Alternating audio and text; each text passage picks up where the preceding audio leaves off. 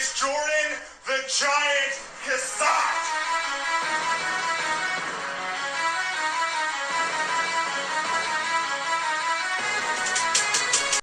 All right, guys, we are here with the Big Mark, the #1 Roman Reigns fan, Brandon Holeva.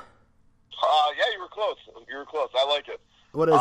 Actually, Brandon Holeva. Holeva. I want to say Brandon. Yeah, I'm just gonna go ahead and say but, Brandon. Hova works. Hova. How do you get Hova from Holeva? Hova was like it. It was weird. It was like a high school nickname. Just the one time somebody came up to me and said, Hova. It probably didn't help that nobody could pronounce my name in high school, kind of like you just botched it now. So, I think people were just looking for a easier alternative, and they came up with Hova. But it's also what Jay-Z calls himself, which means God. Oh. But I would never refer to myself as a god. But yeah, but a lot of people always say, H to the O-V, Hova. That's funny. So it just stuck, man. All my high school buddies call me that. Some people still don't know my real name. They just refer to me as Hova. That's funny. They call me by my last name in school too, so I get it. Yeah. That's funny. Well, I thought sure if you and your brother were close, I'm sure they kind of had to separate. Yeah, we were pretty close. But then, once we got into high school, we started doing backyard wrestling. And I was Jordan the Giant Cassat, and he's Kazam, so it kind of went the other way. There you go. Did he come out of a boombox or no? Like the Kazam movie with Shaq? Yeah, is that too old for you? You don't understand. I know of it, and he knows of it because he looked up Kazam and it came up. And I low-key remember it from being a child. But no, he named himself Kazam because they had it in the WWE video game. And my dad has C-A-Z, like our last name's Cassat, so C-A-Z on his arm. For some reason, I guess they called him that in high school. So Jason's like, oh, I'm going to be Kazam, Mr. Amazing Kazam. So. Oh, there you go. But yeah. Hey, whatever works, man. We got randomly just straight fired right into some randomness there. I know. What kind of intro is that? Holy shit! That was the most. Usually I struggle. I'm like, oh, tell me about yourself, and no, we just randomly went into it. Yeah, we just jumped right in. Yeah, start talking about backyard wrestling. But that's the way to do it. Yeah, no backyard wrestling over here, man. I did grow up in that era. I mean, I'm 30 for anyone who doesn't know. Old man. I live right outside of Buffalo, New York, and backyard wrestling was around when I was young. I actually didn't think it would be around when you were young. I thought that kind of phased out. It probably was phased out. Yeah, no, I just know it was really popular when I was young. So, but yeah, never really got into it. I mean, we would joke around in the pools and stuff, and that's how it started. Wrestling moves, but never a actual federation or anything like that. That was off the table. It's insane how I actually still do it a little bit here and there. Our company that I was wrestling at just disbanded, but at the end of the month, this is my last year. I told them I'm done after this year. But at the end of the month here, I'm actually traveling to Maryland to wrestle, which is random as all hell. But hey, we have fun. Oh, nice. Yeah. But yeah. Hey, it is entertaining. Yeah, we have fun, that's for sure. We look back at the old ones where we used to just wrestle on grass. It looks it's so bad. But now we have a legit ring and everything. We have a fun time. Yeah, I remember watching videos and the guys were not in legit rings. I remember they used to use tires a lot, stacks of tires with plywood. It was so ridiculous. And like a spring. And old the rope you would climb in gym class around the ring. It's just so weird. Yep, that's exactly how we never made a makeshift ring, but we tried to, I'm sure. Yeah, I've seen them, but then like you said, then once in a while you'll find the good federation with the legit ring, and it's like, whoa. Yeah, this is like next level stuff right here. This is like a shitty independent wrestling company. I've seen independent that look worse than we do. I mean, aren't they all shitty? I forgot you're the #1 independent wrestling. Anyways. Okay, so let's go ahead and you are you're on Twitter. You're big into the Fig Life community here. I would say you're probably one of my favorite members. Oh, well, thanks. Besides myself, of course. No, I'm just kidding. Yeah, well, of course, yeah. Your name You're dropped. one of my favorites, besides myself. Yeah, your name dropped on every Fully Posable episode. I'm pretty sure. I try. You know, I'm name dropped a lot, but you know, and that's because like, and not to get like all on a tangent here, but you know, when I first started Twitter, there was no Fig Life community, nothing like that. Mm-hmm. It was basically just my only form of social media. I'm not on Instagram. I'm not on Facebook. Mm-hmm. So I basically just used Twitter to follow, like, you know, celebrities, wrestlers, stuff like that. And after discovering like Fully Posable and listening to it and talking to Jeff and Scott about the podcast, and all of a sudden it was like overnight it seemed like there was just so many people that were talking about wrestling toys. Yeah. And I've collected wrestling toys for years, but I never really posted them on Twitter because I didn't think there was much of a scene for it, you know, like a bunch of people that were into it. Mm-hmm. And man, it is absolutely crazy how many people are into wrestling toys, that collect wrestling toys. It's nuts. It still blows my mind when people follow me from like the UK or even like, you know, across the country. It's just really, really random to me, and it definitely blows my mind that there's such a strong community for it. It's awesome. But it's really crazy. I still, even when I wake up, like usually those lads on the UK over there are up, and they'll like randomly tweet me, and I'm like, man, it's so weird. Like all across the whole world, there's people that are talking about wrestling toys. It's nuts. It's awesome. Yeah, I mean, so I'm happy to be a part of it. Mm-hmm. You know, I think that anyone who's thinking about collecting or that does collect, jump on Twitter, add me, add Fully Posable, add yourself, and let's just have a good time and talk wrestling toys and just be huge marks with one another. Yeah, it's insane. Like, the Fully Posable Wrestling Figure podcast, it's almost like they have characters, because they're always talking about Mike the Cleaner, they're talking about Brandon, sometimes they say my name, they say the other people, like, it's almost like there's a cast of characters, and that's actually how, like, I came in on, like, episode 5, probably, and I was listening, and I think, like, there was names being dropped, and then I found you guys on Twitter, and it just, the community exploded. It all started, I think, the Figure Friday. Do you remember that? Oh, yeah. Yeah. Why don't we do that anymore? I do remember that. Wow, that's like a throwback right there. We were doing that like every Friday. Yeah, we haven't done Figure Friday in a long time. Let's bring it back this Friday.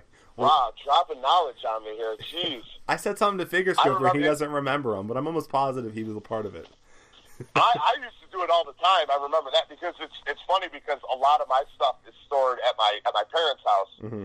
So I would, like, run over to my parents' house and be like, I need a figure for Figure Friday. And then I'd find a bunch. I'd take, like, 10 different pictures and be like, all right, I'm good for, like, a month or two, you know. But, I remember Figure Friday. That is so crazy. We haven't done that in a long time. Yeah, we'll have to bring it back so everyone will start doing it.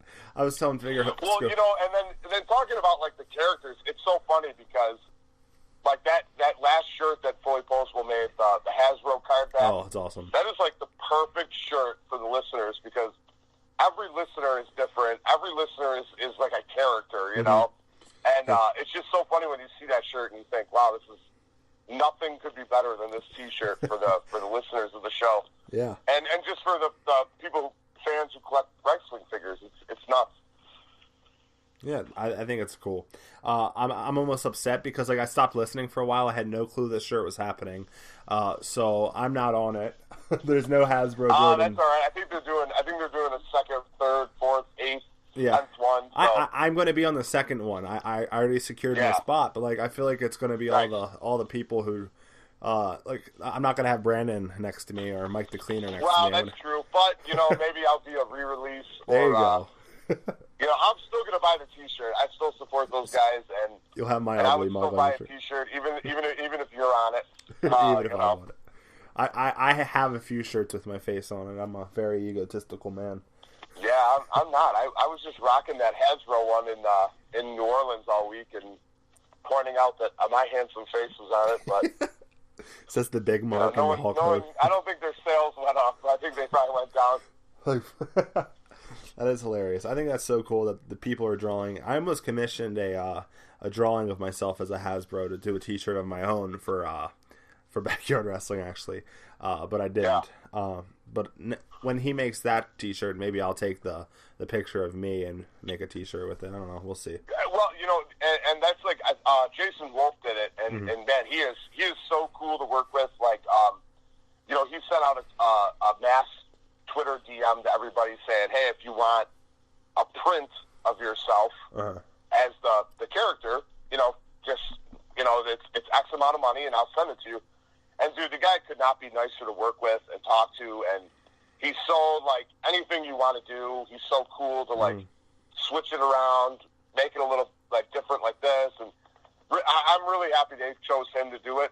We talked about it in New Orleans, and what a great dude to commission that T-shirt from. It's a really talented guy as well. That's awesome. Yeah, I saw some of his other work too. Like, he's a good artist. Might have to it's crazy because, and it has nothing to do with, I'm sure, the Fig Life community, but you see a lot more wrestlers and stuff getting T-shirts with themselves. I think like Edge has one that's like a Hasbro, and like Sam Roberts, and I think guys are starting to realize, man, there's a lot of wrestling toy fans out there. For sure. So I don't know, it's crazy. It seems like it's blowing up more and more. Yeah. As the years go on. I mean, they just announced that the WWE Mattel line was the #1 selling action figure line last year. Yeah. That is nuts. Like, it doesn't feel that way, but I guess that's what happened, and I couldn't believe that. It's really crazy. I mean, I was happy. I like to see. I'm a huge WWE fan. If anyone out there listening doesn't know, but I like to see WWE just stomp competition left and right. Yeah. And when it comes to toys, I'm shocked because Star Wars had a movie come out and they had an insane toy line. Yeah. There's all sorts of different toy lines that people buy, like Marvel and things like that. And to know WWE was the top toy line is pretty crazy. Yeah. Especially because WWE's going out of business and like only like half their seats are selling. All that stuff, right? And no one watches, and it's the ratings are down. It's not going to be around in 10 years, and the toys are such garbage and all that. But Yep, that's exactly what people like to say. But still the highest network subscriptions around, I'm sure. But anyways. Oh yeah. So like all these shows that have nobody in them, there's you in the front row. So you get the VIP experience. Well, it's easy to get front row tickets. No one's there. I mean, yeah, right. You the first and the last Superdome person. didn't just have 78,000 people in it, but Nope. No, no one goes. No one goes. So you do the VIP experience all the time. What's that like? I've never done it. For the house shows, for the WWE shows. Yep. Me and my wife have done it. I think, it's got to be close to 20 if it's not there yet. I remember we made a special picture when we hit 10 times. Yeah, that was a long time ago. So that was a long time ago. But for anyone who is thinking about it, who is a big wrestling fan like myself, what it is you basically, you pay a lot of money, which is, whatever. You go to a WWE show, you get let in early, so you kind of beat all the different fans that are waiting with general tickets. Wrestling fans. You go in early, they let you kind of shop around. That we don't have to wait in line. Like, if you've ever been to a WWE show, the lines are really long for like intermission and for T-shirts and stuff. So they give you like maybe like a 20-minute shopping time if you want, and then you literally walk downstairs into the empty arena, and you go right next to the ring. Basically, like you could slap the ring, you could pull the ropes. You're literally standing right next to the actual WWE ring, and then you take a photo. With, like, me and my wife always take one together. That's awesome. And, the groups vary. I mean, it depends on your city. Being in Buffalo, about 20-ish people that do it. Mm-hmm. I've been to some bigger ones, like MSG. There's like maybe almost 100 people that do it, something like that. Yeah. But they all vary city to city. So a lot of this is take it with, a grain of sand, because it might be different in your city if you live in a big city. And then you go into like usually a sectioned off room, and they literally bring in random wrestlers for you to meet. It could vary from women's wrestlers, tag teams, mid-card, top talent. It all kind of depends. There's no guarantee on who you're going to meet. I think that kind of turns a lot of people off, because if you want to go and meet Finn Balor and you end up meeting Seth Rollins, you might think, oh, this was a complete waste of time. It seems like most of the time they usually, I'm sorry, what was it? They usually have at least one or two main event guys, it seems. Yeah, I mean, it's definitely different from when they first started it, I think in 2015 or something like that. Like, my first time I went, it was Sin Cara, Goldust, and Cody Rhodes. So that's who I met on the first VIP experience that I ever did. That's pretty terrible. Definitely, yeah. Not. I even said to my wife, I'm like, wow, this is kind of weird.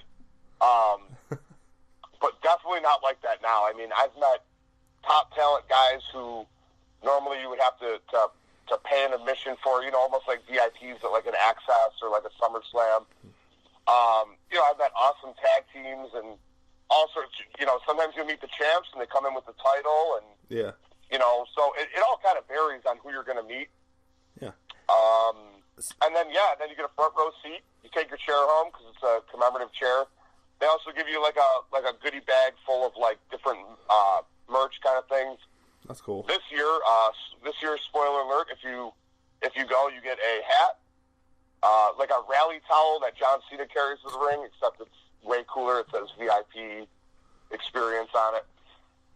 What else do you get? You get almost like a hologram ticket, and it has your city on it and the venue. Nice. I know I'm forgetting something. They give you like an autograph book, so if you want to get wrestlers to sign it, it's really cool. When they're walking past. Yeah, or like when you go to the meet and greet, like if you don't bring anything, like some people just come with open expectations, so they don't bring any figures or anything. Yeah. So you can get that book signed. And then when you're in front row, I'm sure the wrestlers know what the VIP section is. They almost seem to give a little more love to that section of the crowd. Yeah, so they kind of know like who are the VIPs that always come by and slap hands and sign some autographs at the end of the show and stuff like that. But dude, it is so cool. If you're into meeting wrestlers, it's a really awesome experience because when you do go, it's totally not rushed. You can have like a couple minute conversation with maybe your favorite wrestler if you get to meet them. Mm-hmm. It's not like if you've ever been to Access or like a cricket signing or anything like that. Yeah, they rush you. Way more laid back. That's awesome. I've done the VIP experience where it's just me and my wife. So literally, wrestlers would walk in and they'd be like, "What's going on?" And you talk for, sometimes 15 minutes because there's no one else with you. That's awesome. So yeah, it is really cool. It's definitely my favorite thing WWE does. Mm-hmm. And I've pretty much done every single kind of experience they have out there. Yeah. And that's my favorite just because it's so laid back. It's low key. It's during house shows. That's cool. Yeah, it's a lot of fun. I suggest anyone that goes, if you need some tips or whatever, feel free to hit me up on Twitter. But yeah, it's a fun time, man. Yes. One of my favorite things. So you have absolutely no clue who you're going to meet, but you could meet some of the top guys. It's well known on Twitter if you follow you that you absolutely pretty much despise Roman Reigns. All right. Wow. Yeah. You're not his biggest fan. I'm not his biggest fan. Okay, so and we're not here to fantasy book or why I don't like him or anything like that. But yeah, I feel like I'm the average demographic that wouldn't like him. The 30-year-old male. Yeah, for sure. But I know for a fact because I've seen the pictures. you've met Roman Reigns at one of these VIPs. I have, yeah. Okay, I'm sure there was a nice little, oh shit, it's Roman Reigns, right before you get to go up and meet him. But you post pictures of you booing him, you post pictures of you tweet him saying he's the worst, and then you get to meet him, and you take a picture with him. All right? People, geez, when you put it like that. Yeah, it looks pretty sketchy on your part. But no, people on Twitter are just trashing you because it makes it look like it's hilarious. Because you're trashing Roman Reigns and then you take a picture with him, and you even said in the picture that you have a newfound respect for him or something. Yeah, I mean, this is quite the story. It was at Madison Square Garden. So the first show I ever attended at MSG. It was definitely on my wrestling bucket list, like I'm sure it is for many. Oh yeah, many wrestling fans. So I made the trip to NYC, went to MSG, went to the house show, did the VIP experience, and right off the bat, before Roman Reigns, the other VIPs were Bayley and the Hardy Boys. Mm-hmm. So, not my favorite show. Those are, and for anyone who doesn't know, those are all people that I would normally boo. Not any of my favorite wrestlers in that group. But when Roman Reigns was out, a lot of fandemonium. Everyone loves Roman. People went crazy. They were excited. And, yeah, I mean, I walked up to him. I'm not one to hold back. I mean, I'm not going to say, oh, I'm your biggest fan, even though I'm not. I told him flat out. I said, I boo you all the time. I said, but you still are entertaining. I understand what your role is in the company and this and that. And he was laughing. He goes, I get guys tell me that all the time that they boo me. But going back on it, it's not. I'm not meeting Roman Reigns, the performer. I'm meeting Roman Reigns, the man. Yeah. The man. So I'm not going to. Yeah. Well, to some, yes, the man. So I'm not going to go up to him and trash talk him because he is a human being after all. Yeah. I mean, he's not coming out as Roman Reigns, the big dog. He's coming out as Roman Reigns, the human. He's signing autographs. He's taking pictures. He's being a nice guy. Yeah. So, and that's like that anytime you meet one of the heels. Yeah. I'm sure we'll touch base on it later, but some of my favorite wrestlers and some of the nicest wrestlers I've ever met are some of the most despised people in the company that every single person in the arena boos. Yeah. So, whatever. People don't understand But, it's the character you're booing, not the, yeah. Exactly. I tweeted out a while ago, boo the character, respect the person, and I think a lot of people caught on to that and said, oh, that's a perfect way to put it. Yeah. And the same goes with John Cena. The same goes with anyone else I boo. Even earlier in the day when I met the Hardys, not my favorite tag team, but, great guys, nice guys. Yeah. Couldn't have been happier to meet them, whatever. But Roman even said, he was wrestling Bray Wyatt that night, and I said, I'm still going to cheer Bray Wyatt. And he said, well, yeah, all you guys with beards, you guys stick together.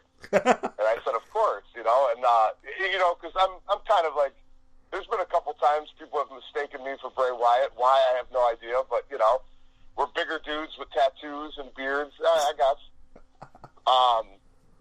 But Roman, I mean, he was a great guy. I when I tweeted it and said I have newfound respect for him, I totally mean it. I mean, I have nothing but respect for the guy. We took a cool picture where he was punching me in the face. Yeah, that was awesome. Yeah, that was pretty cool. And I tweeted it out, and then he quoted it and said, "I've never met a hater in real life. Thanks, MSG." And my Twitter was literally on lock for 3 days. I couldn't open it up. Why not? Every time I opened it, it would crash or it would, freeze up on me. It was terrible. I was in New York City. I couldn't go on Twitter. I couldn't post pictures or anything. That's insane. Yeah, it was terrible. But yeah, super nice guy.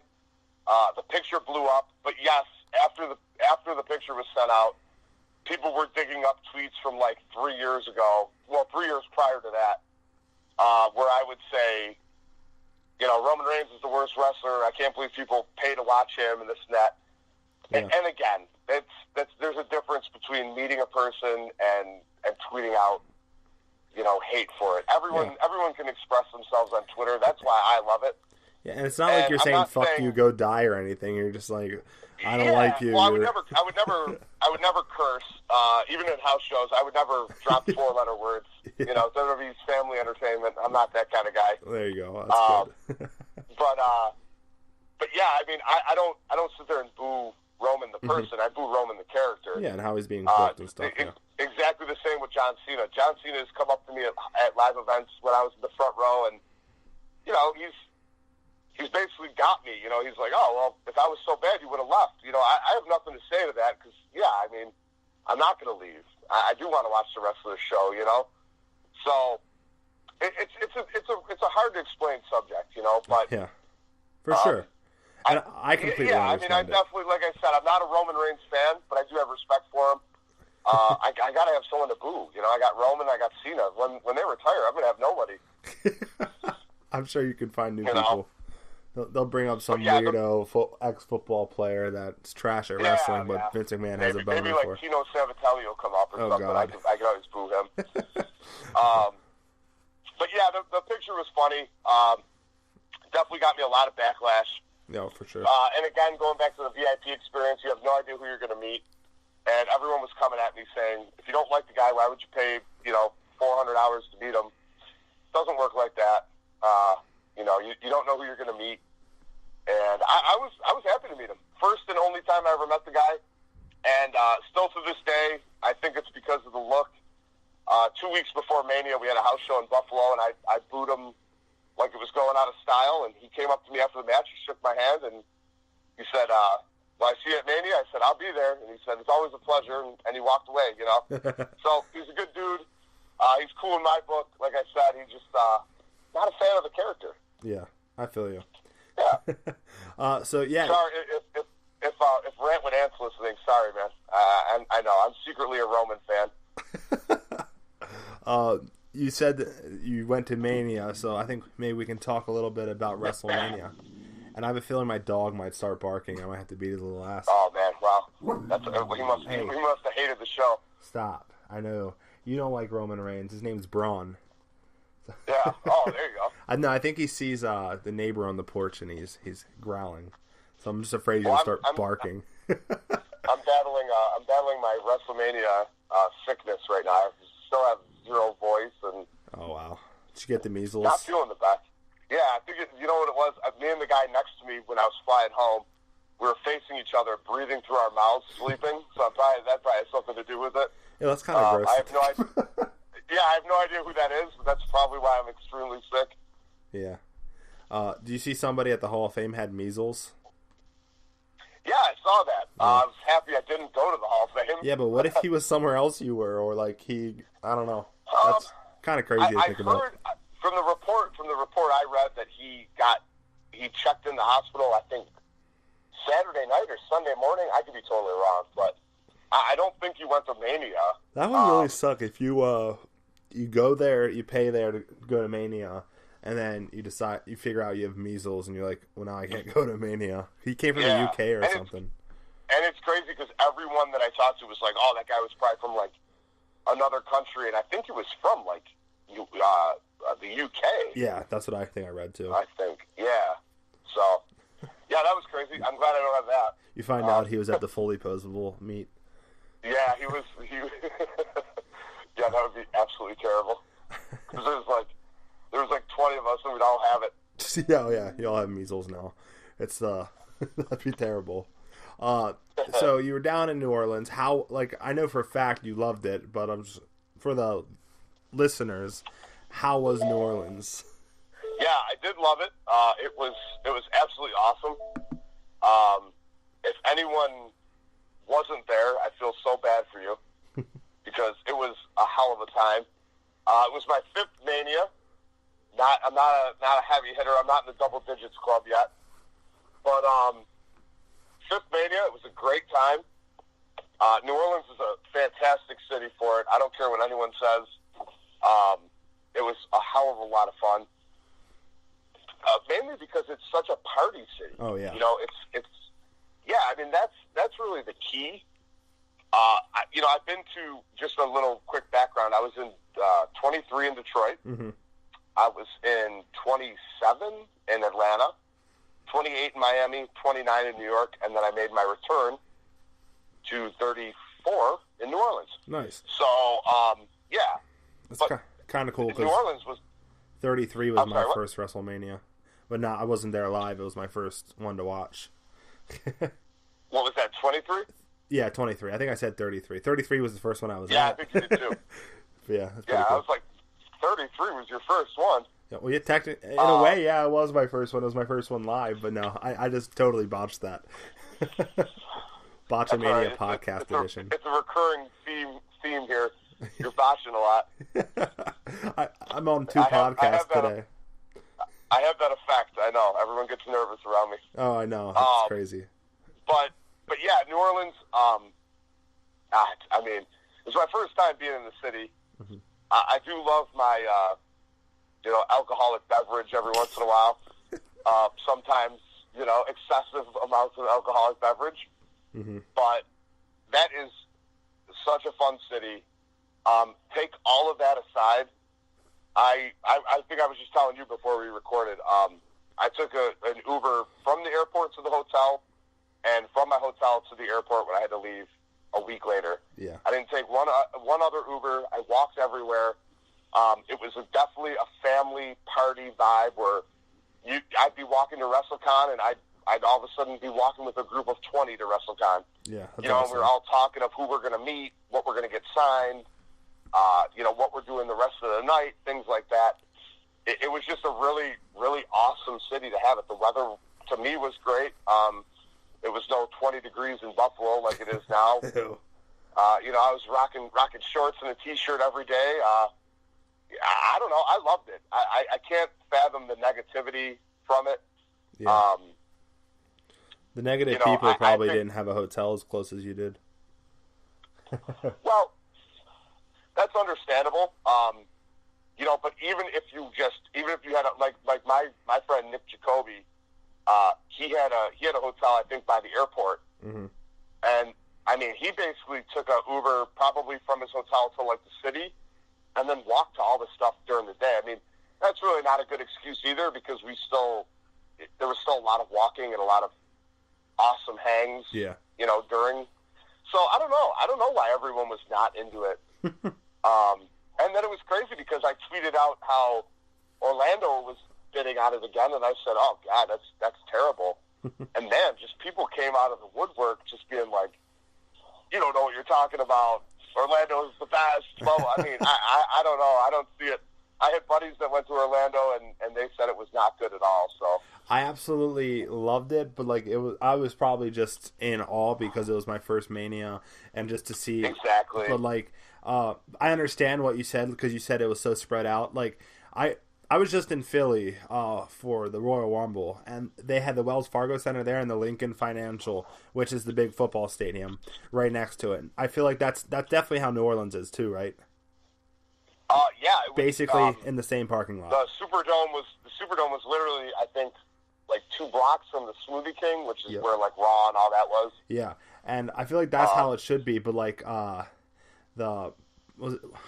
is the center called that was down there? Anyways, the place that Raw, SmackDown, NXT, and the Hall of Fame was held was like 30 minutes away from the Citrus Bowl. So that, and then on top of that, they were both 30 minutes away from where Access was. Access was pretty close to where WrestleCon was, so that was good. And obviously, Access is where the Superstore was, but it was pretty spread out for sure. Yeah, I mean, it wasn't all close in New Orleans, but it was within walking. I mean, it was literally Canal Street is the big street in New Orleans. I mean, all you had to do was find Canal Street and walk down Canal. Yeah. Whereas I think Orlando, it was a lot of highway. Yeah. I don't know. That's what I was told. I wasn't there, so I don't know. But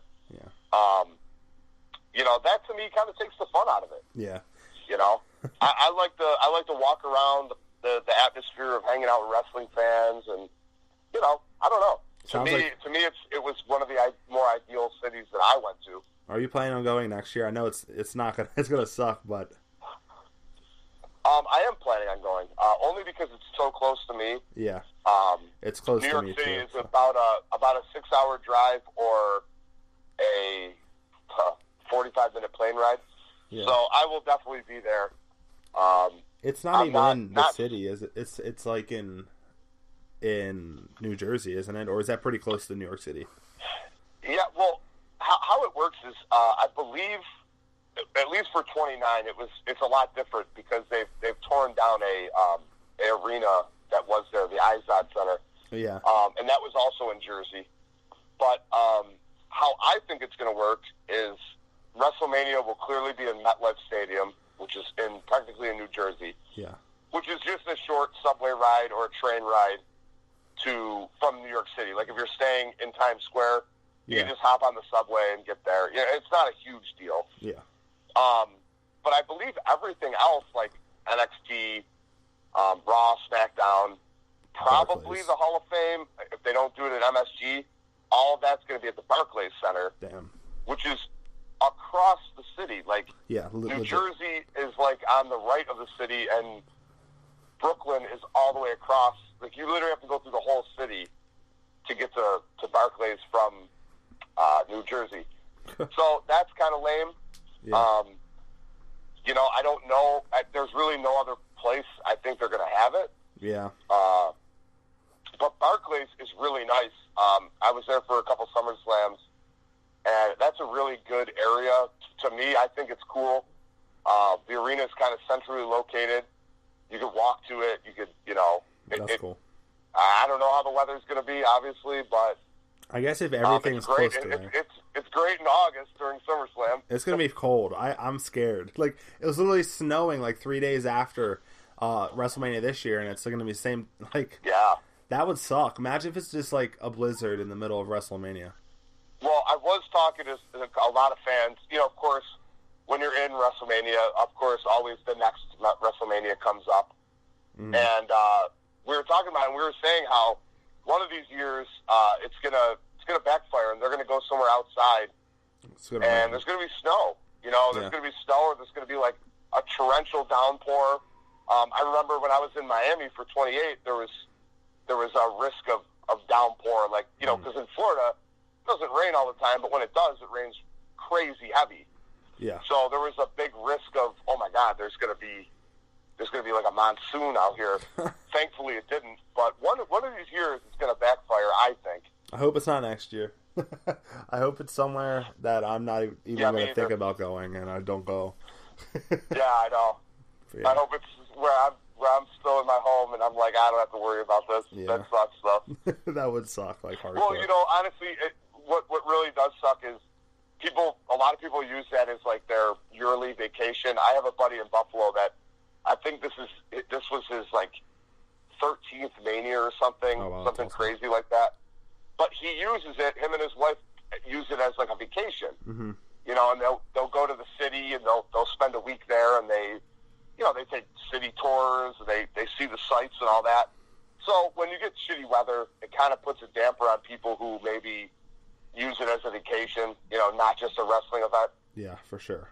That's kind of scary. Yeah, you don't want to see anyone's vacation ruined. No, absolutely not. Yeah. It rained one time when I was in Orlando, and it was like in the middle of the night, it downpoured, and I was like, oh shit.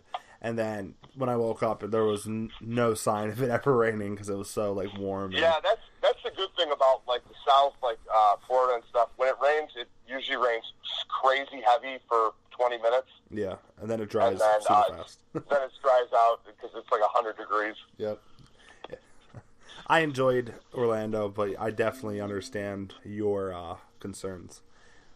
I hope they do come back to New Orleans because I definitely want to see it. Against Orlando, I hope they get it again, and I hope they get it again and again and again. Florida in general, and it's just I just didn't hear the best feedback from it. Yeah, for sure. I just think New Orleans was a more fan friendly city, I guess.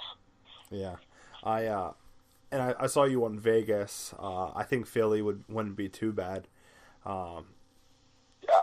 Minnesota's probably going to get it soon because they just got a new stadium. Las Vegas is getting one here. I think next year, a new stadium. Yeah, there's a lot. Yeah, I think so too. I'm trying to think of other places I like. I like how you Coast. said when you told that Philly story, you were like describing it to me, even though I think probably a couple hours before the Rumble we got cheesesteaks together and we did. hung out for the first time. When I was telling and you, I was just like, you didn't even mention that. Dude, I was so pissed. Bastard. I remember I wanted, like, we hung out for like what, 20 minutes, maybe even 30. Oh, I know. It was cool. And it was like raining. We were staying out in this rain. I was powering down cigarettes and we were talking and stuff.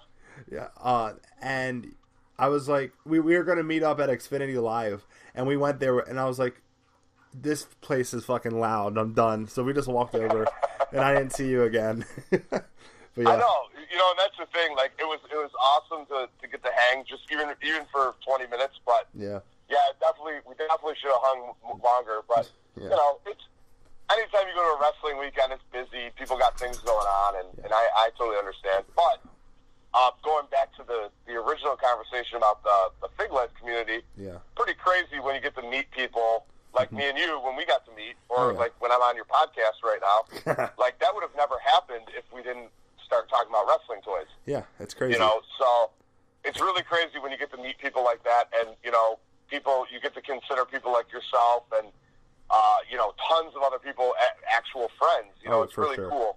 In fact, I think I talked to you. I think I talked to you on Twitter more than I talked to most people, like, in real life. Oh well, hey, that's what I'm here for.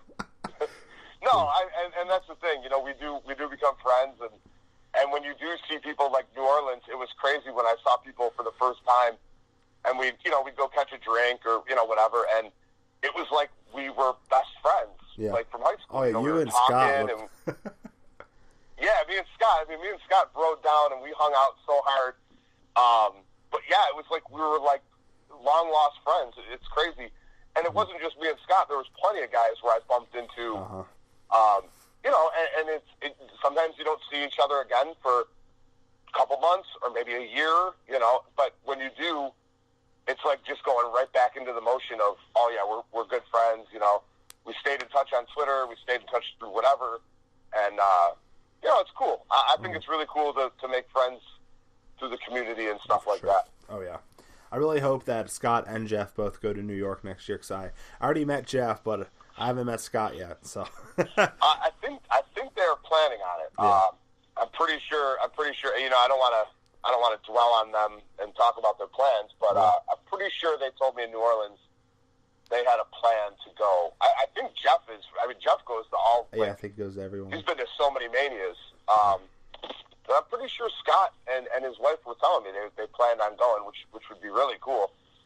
Yeah, for sure. That's a far hike for them being in California. Yeah, but, it's complete opposite side. yeah, coast to coast there. I'd like to go down to like LA for something. That'd be fun. Yeah, that would be cool too. Hey, Survivor Series, man. Okay.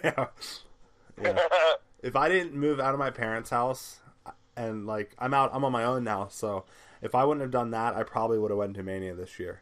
And I could probably think about possibly going to Survivor. Trust me, there was a lot of guys that tweeted me and said, "Oh, I couldn't afford it this year," and that's all right. Like just save for next year. Like, yeah, we'll have fun if next you year. can't do it every year, like that's fine.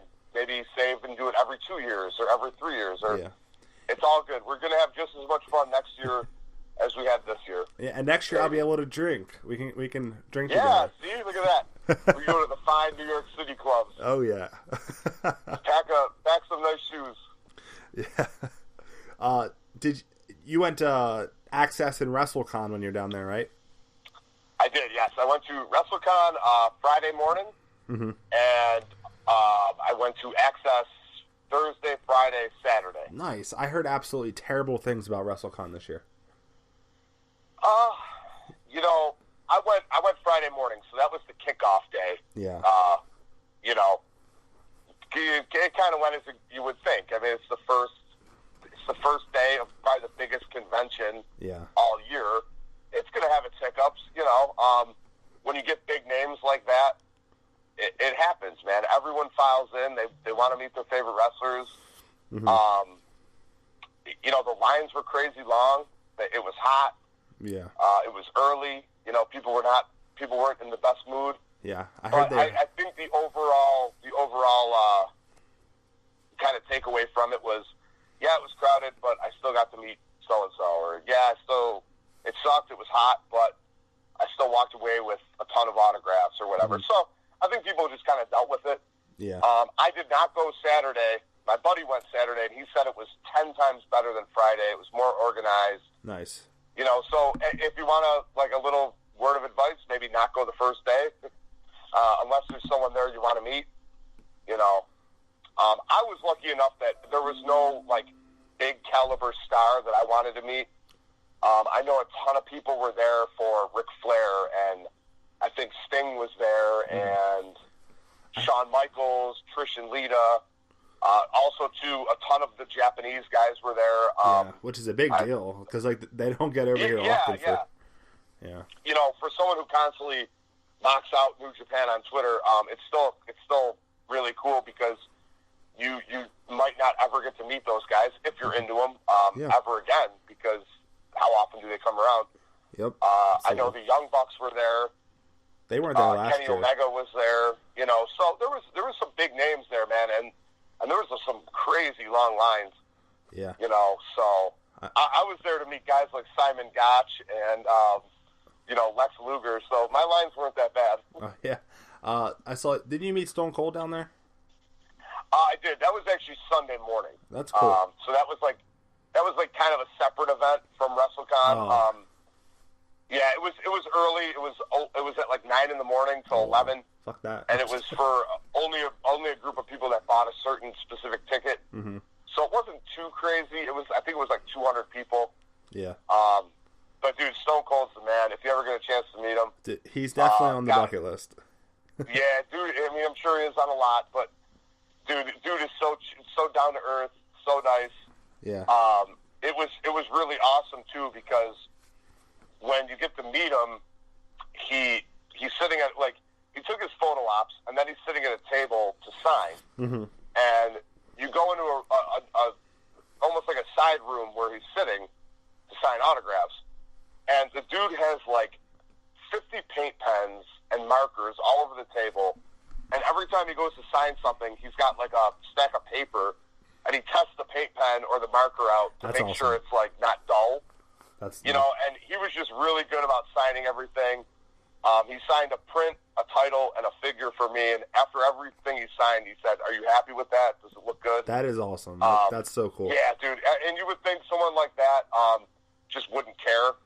Yeah. But man, he was so down to earth and so nice. And it was rushed because it's a signing. They want to get through everyone who paid. But he's just such a nice guy. Shook everyone's hand, said hi to everyone, thanked them for coming out. Guy's awesome. My favorite photo op I've seen of the whole weekend was him and the Bailey superfan Izzy. And, yeah. And he has his middle finger up in it with the little kid. I just thought that was hilarious. That is funny. I'm sure she didn't take offense to it. She's.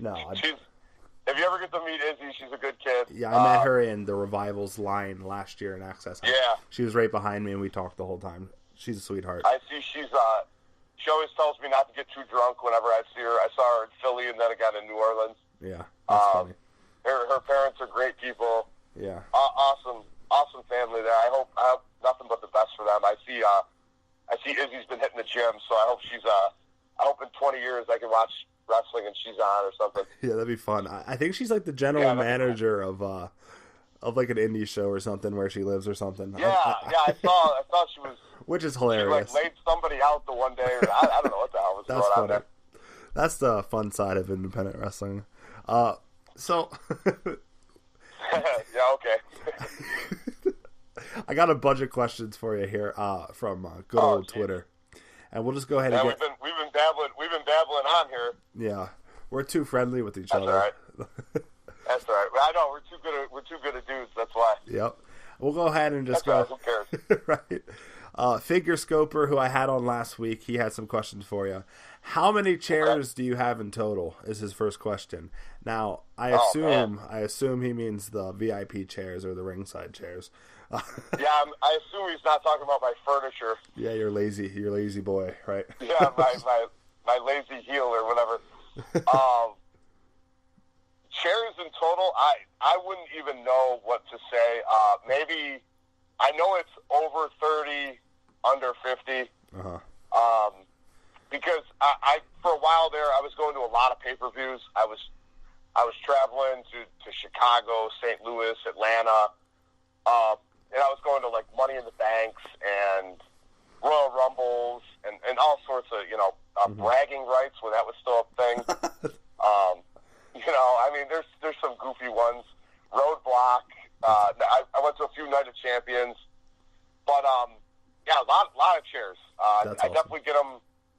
Usually, if I go to a show, I will get a chair because I'll sit close. Yeah.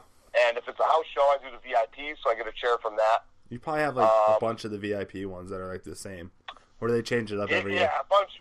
Yeah, they only change them once a year. Same thing with like the Ringsider package from Raw or SmackDown. Mm-hmm. They only change those yearly. So yeah, I have a bunch of the same ones of those. Like way too many. Did you get one for usually Mania? Like I'm sorry, what? Did you get one for this year's Mania? I did. Okay. Yeah, this was actually my first Mania chair. Nice. Yeah, all the other Manias, I either sat in the risers or the 100 level.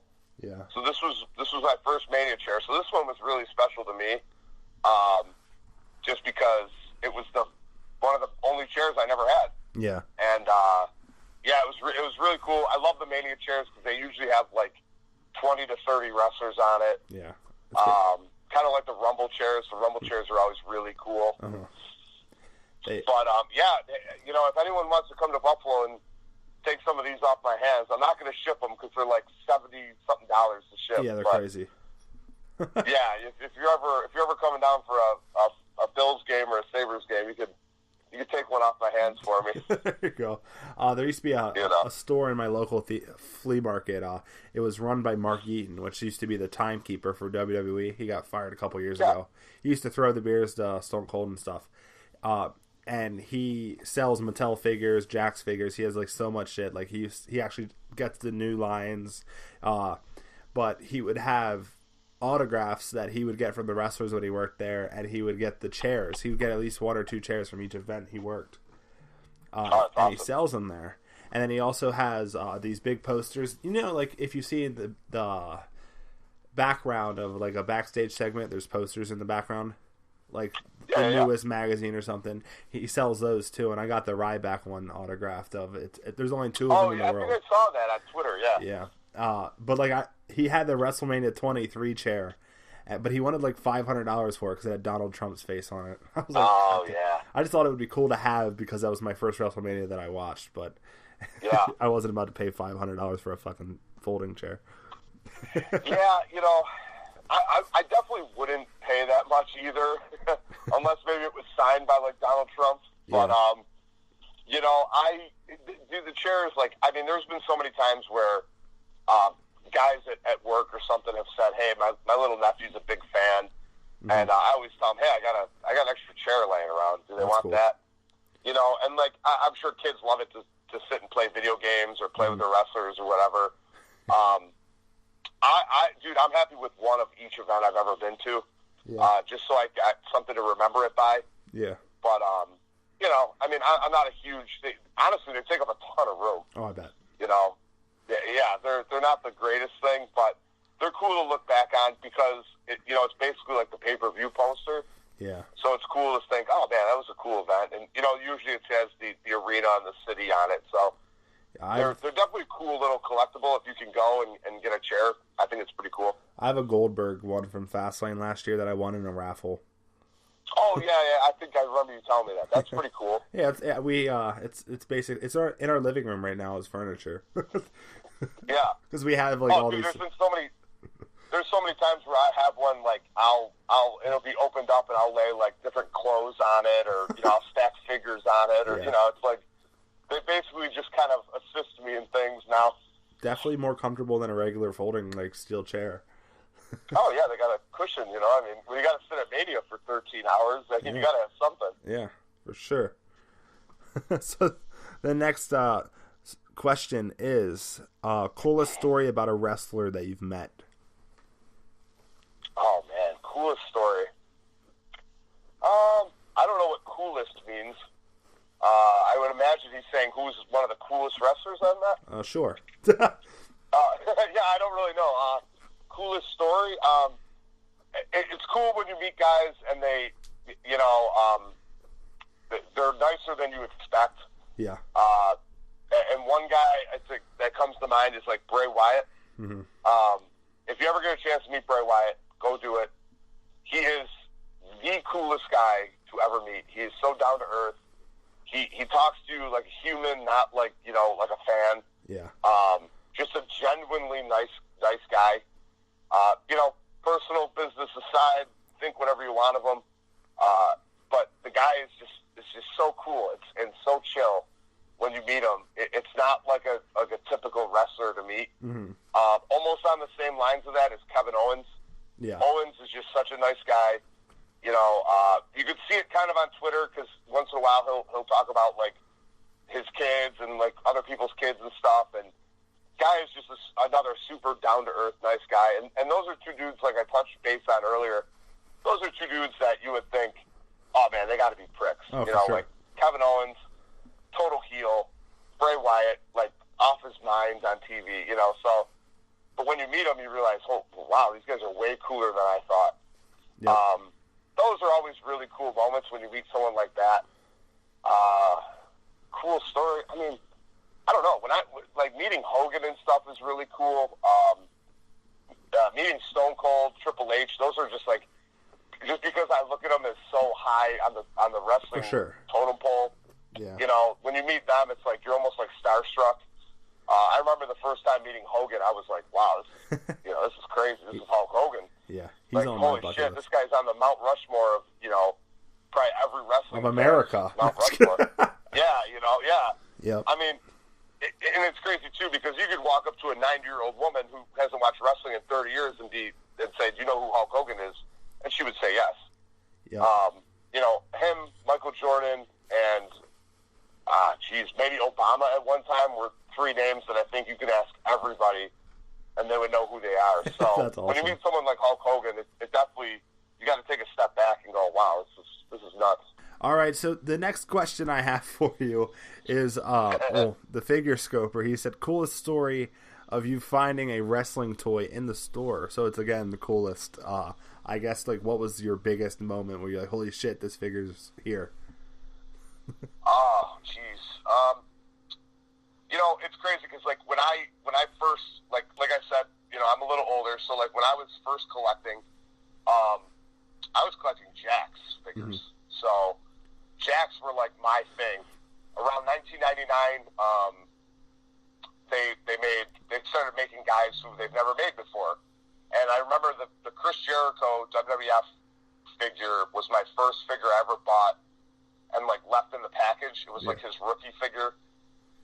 And then I just started doing that. I started doing, like, all the rookie figures of everybody that was coming up. So, like, John Cena, Randy Orton, Brock Lesnar, all their, like, rookie figures, all those up-and-coming names back then. And then I'll never forget when, like, Jakks Classics came out. Uh-huh. I was in Florida with my ex-monster. We were in Florida together, and I was at I think like a Walmart or a Target. It wasn't a Toys R Us. And I remember seeing them for the first time, and I was like, holy shit, these are amazing. Like, the Series 1 had Andre, Triple H, Warrior, Undertaker, and I think one more. Wait, that I'm totally forgetting. What line was this? This was the Jakks Classics, like the Series 1, like like the black and gold, gold Jakks Classic boxes. Yeah. But it was just crazy because for me back then, you know, they never, like for me growing up, I never had an Andre the Giant figure or an Ultimate Warrior figure. Yeah. They only made those in Hasbro. Machos and LJNs and stuff. So when I first saw it, I was like, oh my God, this is awesome, you know? And I remember buying them in Florida and having to like pack them in my suitcase and ship them home. That's funny. And I was like, oh my God, these are so cool, you know? That's and then it didn't, that never really hit me again until when I started collecting Mattel. The first figure I ever bought was the Defining Moments Macho Man with the white and the gold, or the white and the blue outfit from, I think, Mania 7? Yeah. 6 or 7, something like that. I'm not sure, but I know. And then when I saw that, I was like, that was another holy shit moment because they never made Macho Man in Jakks because they didn't have the rights. So I remember when that figure came out, that actually started me collecting Mattel again. Yeah. Because most of the Mattels, when they took the rights over, they've already made them in Jakks. You know, like when they made all the different figures, I was like, I already have all these guys in the box, you know. So I didn't really need to collect. And now looking back on it, I wish I did. Yeah. Like some of those earlier Elite sets, you know. But yeah, that Defining Moments Macho Man was the first. That was like, wow, this is crazy. Like, I can't believe I'm holding this a Macho Man figure in the box, you know. And yeah, that kept my collection going. And I don't really have too many like holy shit moments. Maybe because I hunt for all my figures. So every time I find a figure, I'm excited. Yeah. I'm notorious. If you follow me on Twitter, I go out at like 2, 3 in the morning. Yeah. And I'll find like the one time that I forget what Elite series it was, but it had like the rookie AJ Styles, the Asuka. The one night I was at Walmart at like 3 in the morning. Yeah, I forget what it was. I think I remember when you found those because you were like, "Oh, these are at Walmart," and everyone was like, "Oh shit, let's go to Walmart." Yeah, and it was like I said, it was at like 3 in the morning, you know, East Coast time. I was like, "Oh, late night toy spotting," you know, and that was one of the cases I opened. I was like. I probably even said out loud, "Holy shit! I can't believe I'm finding these right now." That's my favorite you know, thing. So there's sometimes I find stuff, but nothing really like only that first classic series and that first Nacho DM really stick out in my mind of like, whoa, crazy stories, you know. But anytime I find a figure, I'm excited, you know. Yeah. I don't order anything, so. You know, if I find it in the wild, that's a win for me. Yeah, my favorite thing is when I go out toy spotting. Usually at night. I just call it toy spotting. I never call it toy spotting. It's toy hunting. No, yeah, figure hunting. I say hunting, but no. I like when I find like it's more of a hunt because you know 9 times out of 10 you don't actually spot anything. You know. Yeah, it's true. It's more of a hunt because it's. You know, half the time you leave empty-handed. Yep, exactly. But I'll go into like Walmart and they're in the middle of stocking the shelves, or like they just have the big old crates out where they're about to stock the shelves, and you'll see Mattel action figures WWE, and I'm like, oh shit, new case. What is it? I did it a few times where it was I remember it was the new Then Now Forever series. It was when they had the 3-packs that they'd never announced. Oh yeah, okay. Yeah. I got one of each of those, and then I got, I think, the whole set of that first or the second Then Now Forever series.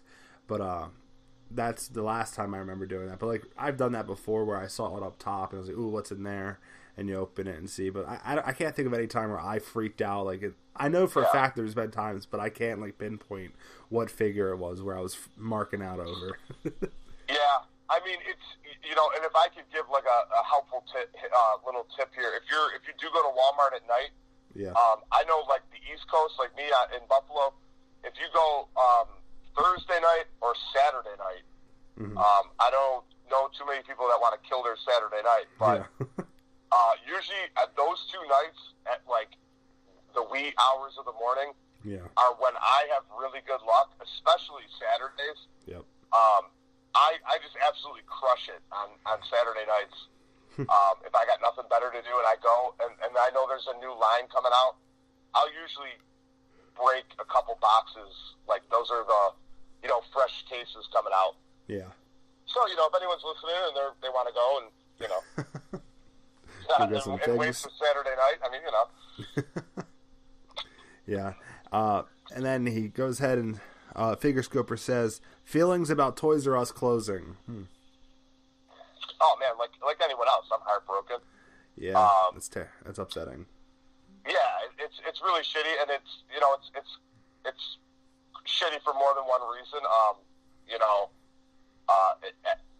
I mean, obviously, not being able to find toys, not going to a legit all toys store, is really heartbreaking. I mean, Target and Walmart definitely have taken a lot of the business. I mean, especially because they get a lot of exclusive lines and things like that. But yeah, I mean, Toys R Us closing is a real heartbreak. I've been going there since I was just a little Mark, The little Mark. Yeah, when I was just a little Mark, I was going into Toys R Us. But yeah, it's crazy, man. I mean, there's plenty of times where I even now I go in and you know it's on the way out, but you don't want it to be gone. Yeah. I know me and Scott were talking about it the weekend. Like, I don't have any kids, and it's going to really suck when I do. And I'm going to tell them, like, hey, there used to be a store of all toys. You wouldn't believe it. Yeah. And I know Scott was telling me he took his daughter for one of the last times, and like, it's crazy because pretty soon it'll be gone. Like, Toys R Us is such a kid store, Yeah. like when there's no Toys R Us, I mean, it's kind of weird to be like, okay, we're going to go get you a toy. Let's go to Target. It's just not the same. No. But being older, I actually lived through when KB closed down. KB Toys. Same. I mean, I'm dating myself. That's back when we had cassette players. But when KB Toys closed down, that was a heartbreak too, man, because they were in all the malls. Yep, I remember when that happened. Oh, you do remember? Okay. Yeah, surprising. Yeah, well, it was one of those things of, man, you go to the mall with, like, your mom or your dad, and, like, your mom and dad had to go to Sears, and you were like, can we please go to KB Toys, like, just real quick, and I used to find a lot of wrestling toys there, man. A lot of Jack's toys were there, and that was another cool store, and when those closed, it was a heartbreak, but we had Toys R Us, but now that Toys R Us is closing, we have nothing, so. I remember I don't know. When KB Toys was closing, they had a 50% off store-wide, and I got a Santino Marella Ruthless Aggression. He had a coat on, like, molded on his body. It was like a blue coat, but it was like... You had a coat? Not a coat, but it was like his, like, ring jacket. It was like a... Oh, when did he ever wear a ring jacket? I don't know. It was, I guess, what he wore out to the ring. I'll have to find a picture of it, and I'll send it to you, or post it on Twitter. But, I think I got it for, like, $3. But I was, like, really... Yeah. This is, like, when I first started watching wrestling when that happened, I'm pretty sure. Yeah. Yeah, I think, dude, it's crazy because even me, I'll go through, like, when I go to a signing or something, I'll go through, like, old figures, and a couple of the Jack's classics that I have still have the KB Toys $8.99 sticker on them. That's awesome. And, like, they're figures I'm never going to get signed because the guys have either passed away or, they don't do signings. Yeah. And it's just crazy to see that $8.99 sticker and to think now I'm paying double that. That is crazy. It's okay. For an Elite or something like that, or sometimes like you were saying, those 3-packs were paying triple, quadruple that. Yeah, it's crazy. So yeah, it's nuts, man, when you see that stuff. But everyone go to their Toys R Us one last time, buy something, even if you just buy, I know a lot of people are buying the stuffed Jeffries. Buy something, man, because you never know if Toys R Us goes away. You might want a little, keepsake to say this was a thing back when I was young. Do something like that. I know my good friend, good brother Mike on Twitter, he posted our local Toys R Us is having Jeffrey there for the last time next Saturday. So me and him are working out plan. I don't know when this show will drop. It might be over with, but this will be dropping on Friday. Me and him are working out plans to go take a selfie with Jeffrey one last time. Is he the one who wants to get his pop autographed? Yeah. Yeah, I judged him a little bit in the mind, but okay. Yeah, well, dude, I mean, it's one of those things of like, he's another one, man. He's there all the time. Toys R Us was a big part of his childhood. Yeah. So, we're definitely gonna have to go there one last time and check it out. And I mean, you never know; it'll be gone before you know it, man. Yeah, May, which is less than a month away. Yeah. The closest Toys R Us to me is about 40 minutes away. I haven't been there yet. Shit. I'm getting worried. Like, no, I don't drive, so I can't just like one day randomly go to Toys R Us.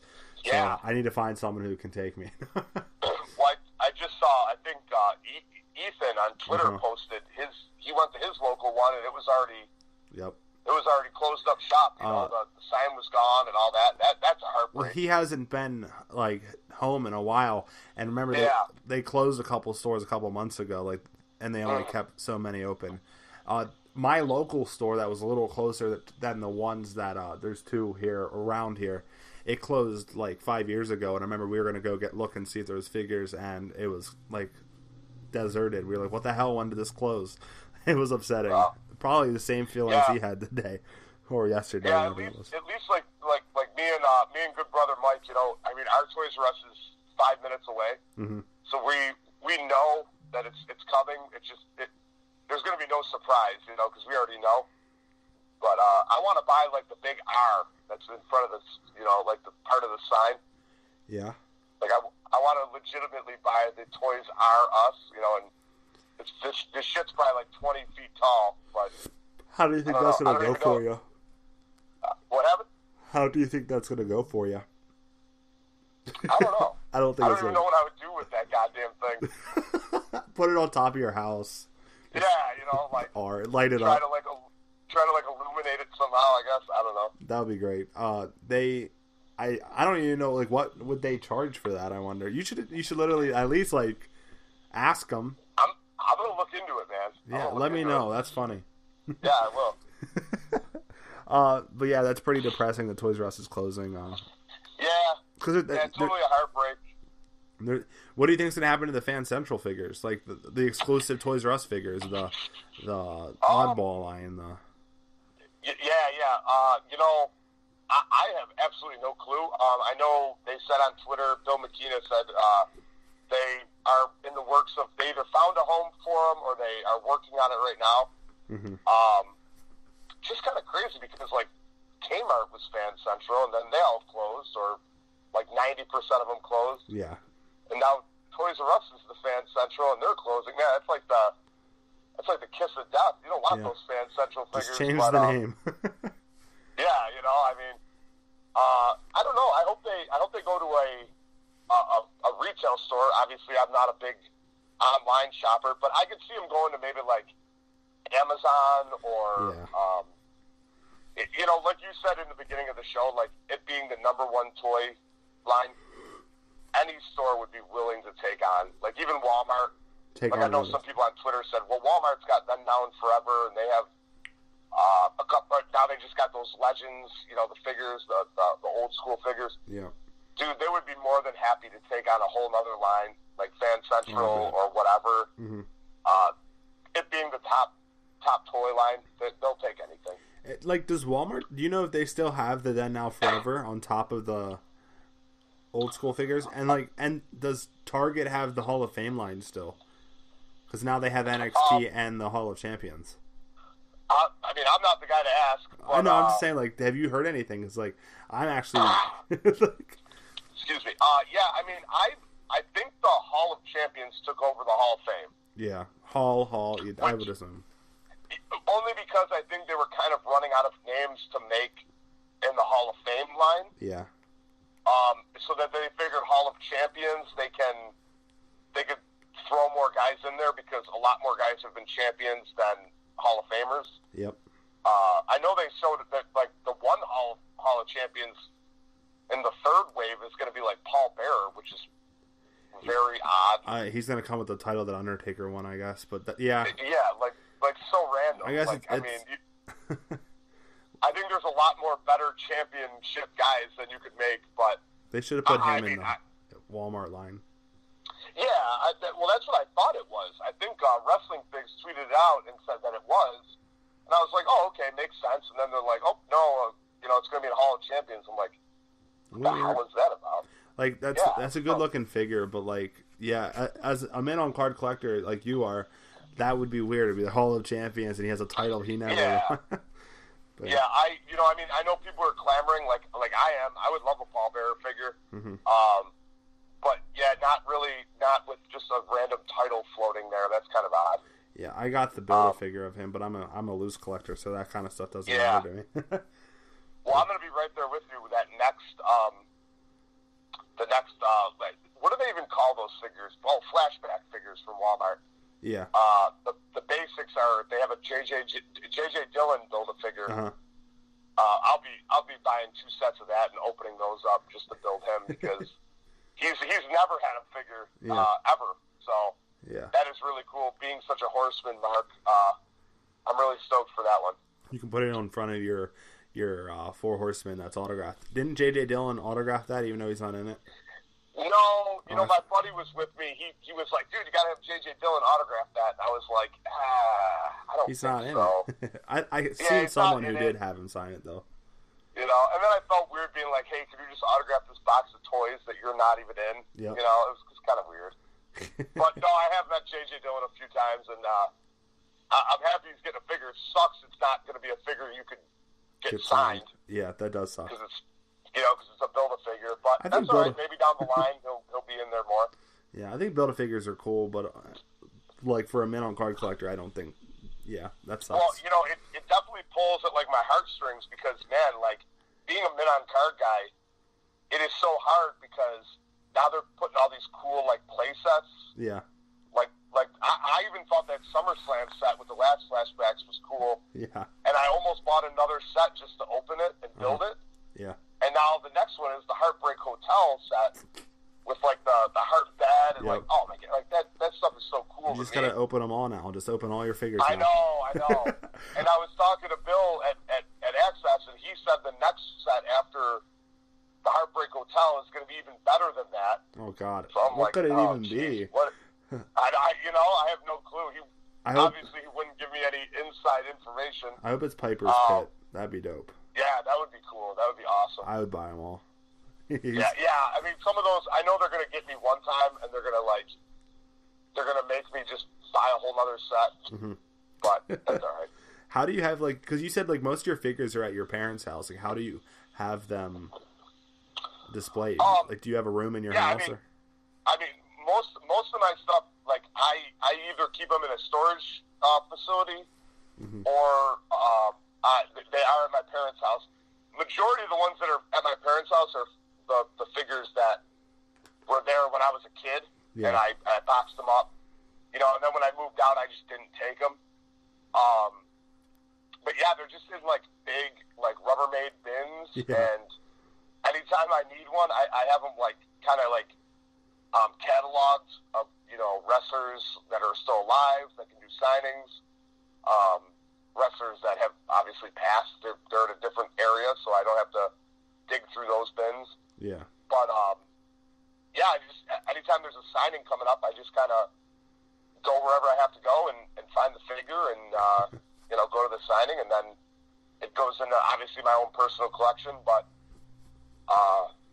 yeah, most of the stuff is either boxed up or some stuff's displayed at my place, but you know, not everything. I don't have the room for that. Yeah, I'm starting to run out of room, and I'm like, shit. Yeah, I was laughing because at Mania, Soda Hunter on Twitter, he just absolutely crushed it. He got like something like 20 figures autographed, and he just absolutely crushed it because he was within driving distance, so he just boxed up a ton of figures. Yeah. And literally just put everyone's collection to shame in a matter of 4 days. That's funny. And yeah, it was awesome. And he posted a picture on Twitter, and he was saying he's totally out of room too. You know. I bet his credit card bill is gonna put him to shame. Yeah, well, I would imagine he had to pay everything in cash at WrestleCon, so hopefully he's doing all right. But yeah, true. But yeah, that's definitely a pricey venture. For sure. That guy's expensive. But I do it over the course of time. You know, Comic-Con season coming up, some awesome signings coming up. I saw you're meeting Hogan again. Yeah, Hogan's coming to Buffalo. That's awesome. How much is he charging for a meet and greet?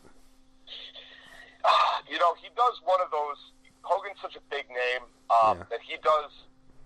Depending on what you want signed, it's a different price point. So if you want like an 8x10 signed, it's cheaper than if you want a figure signed. Yeah. And those are both cheaper than if you want like a title signed. Yeah. And then he's also big time. He's also big time in us in saying, if you want an inscription on whatever item, it's additional money. Yeah. So that kind of sucks, but it is Hogan. I totally understand. Yeah. I wanted to meet him down in Orlando because he had his beach shop open. I was just gonna get a picture with him, but he wanted like $150 or something crazy. Yeah, I know the photo ops. I think the photo ops are $100 in Buffalo. That's crazy. It is, but I mean, I've seen Sting charge that. I've seen Michaels charge that. I like how Sting charges like $100 plus for when he has his face paint, then he has less when he's I think that's kind of neat, I guess. Yeah. We were talking about last week with Figure Scoper that Shawn Michaels, I see like because he's doing like an appearance up here closer, he actually is charging less now because people were bitching about his haircut. I think.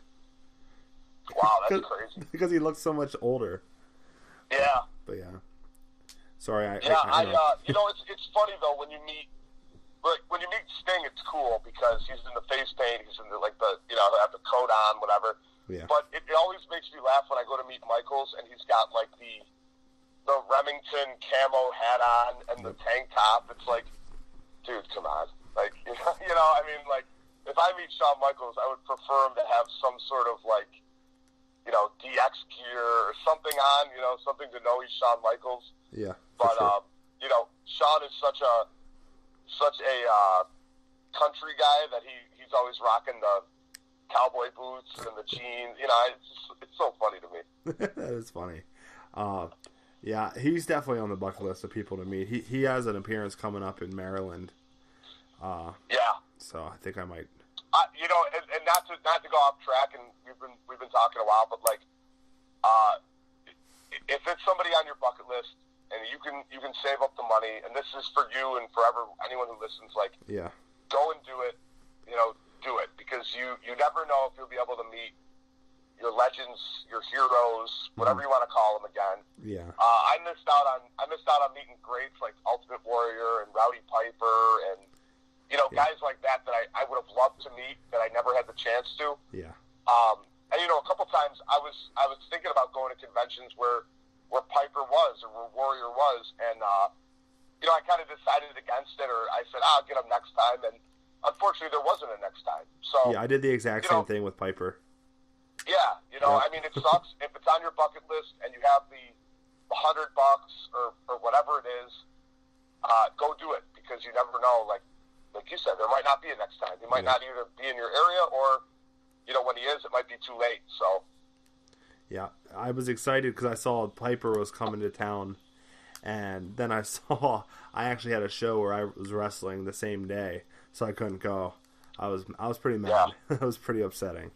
Yeah, I mean, like I said, it's happened to me. I mean, and I heard nothing but great things about meeting Piper, and it kind of sucks. I would have loved to meet him. I would have loved to, thank him for all the years of wrestling and this and that, but never got a chance to. So now I kind of make it a mission of mine. If it's somebody I really like and I can afford it, I'm gonna do it because I don't want to miss another opportunity like that. Yep, I feel ya. I feel ya. Feel ya. The next question is, how many tattoos do you have total? Holy shit. Way too many. Do you get like a family discount because your wife's a tattoo artist? Yeah, and it's funny because everyone thinks I get tattooed like every hour because my wife's a tattoo artist, but I actually get tattooed less now that my wife's a tattoo artist than when I was 18 and I was getting tattooed by, some different guys. Because back then I had to make appointments, I had to be there. Now, I'll be sitting on the couch with my wife, and I'm like, do you even feel like tattooing me? And she's like, not really. And I'm like, okay, I don't feel like getting tattooed, so let's not do it. She just do it at home ever? No. We keep it professional. We go to her shop, and I go through all the whole rigmarole, and I lay down and get tattooed and, all that. But we try to do it. We try to do it when we're not arguing, because then she really hammers it into me. Oh shit, that'd be terrible. That is funny. Just kidding. We don't even argue. But yeah, get tattooed a lot less now, and if I do, it's some random idea that I have. Like and a fucking I Eva still Marie try to, tattoo? Like my what? Like your Eva Marie tattoo? Oh, dude, my Eva Marie tattoo was a hot. Everyone wanted to see that hotness in New Orleans, man. No one could believe it. I was the only one walking around with the all red and everything tattoo. That is hilarious. What was the other options? Because I don't think I voted for it because I think I was mad that it won. You know, that's like somebody asked me, they're like, why on earth would you even get that? You know, someone was like, well, why would you do that? And I said, well, I left it up to, again, if you don't follow me on Twitter, @Hova with 3 A's, you can get a chance to vote on tattoos that go on my body forever. So not that matters to you, but you have the It matters to me. Yeah, you know, if you want a good laugh, you know, it's a good Twitter to follow. It's been a while. When are you doing another one? Yeah, you know, we've been busy with Mania and all that, so it has been a while. It's excuse. That's just maybe lame excuses. Like I don't want to hear it. maybe we'll set one up. When is this show gonna drop? It's gonna be this upcoming Friday. Okay, so maybe I'll have to plan one for this upcoming weekend. Maybe I'll get something going. Nice. That'd be cool. I don't know what it's gonna be. You know, I have absolutely no idea. I'll come up with something. Yeah, we haven't done it in a while. A couple people mentioned that to me over the weekend too. So yeah. But yeah, Eva Marie tattoo was just like, it was like a hashtag tattoo that, yeah, like all the hashtags I use. And back when Eva Marie was wrestling, I used to tweet about her like daily. Yeah. And I used to use all red everything all the time. So that was in there. Fig Life is what I.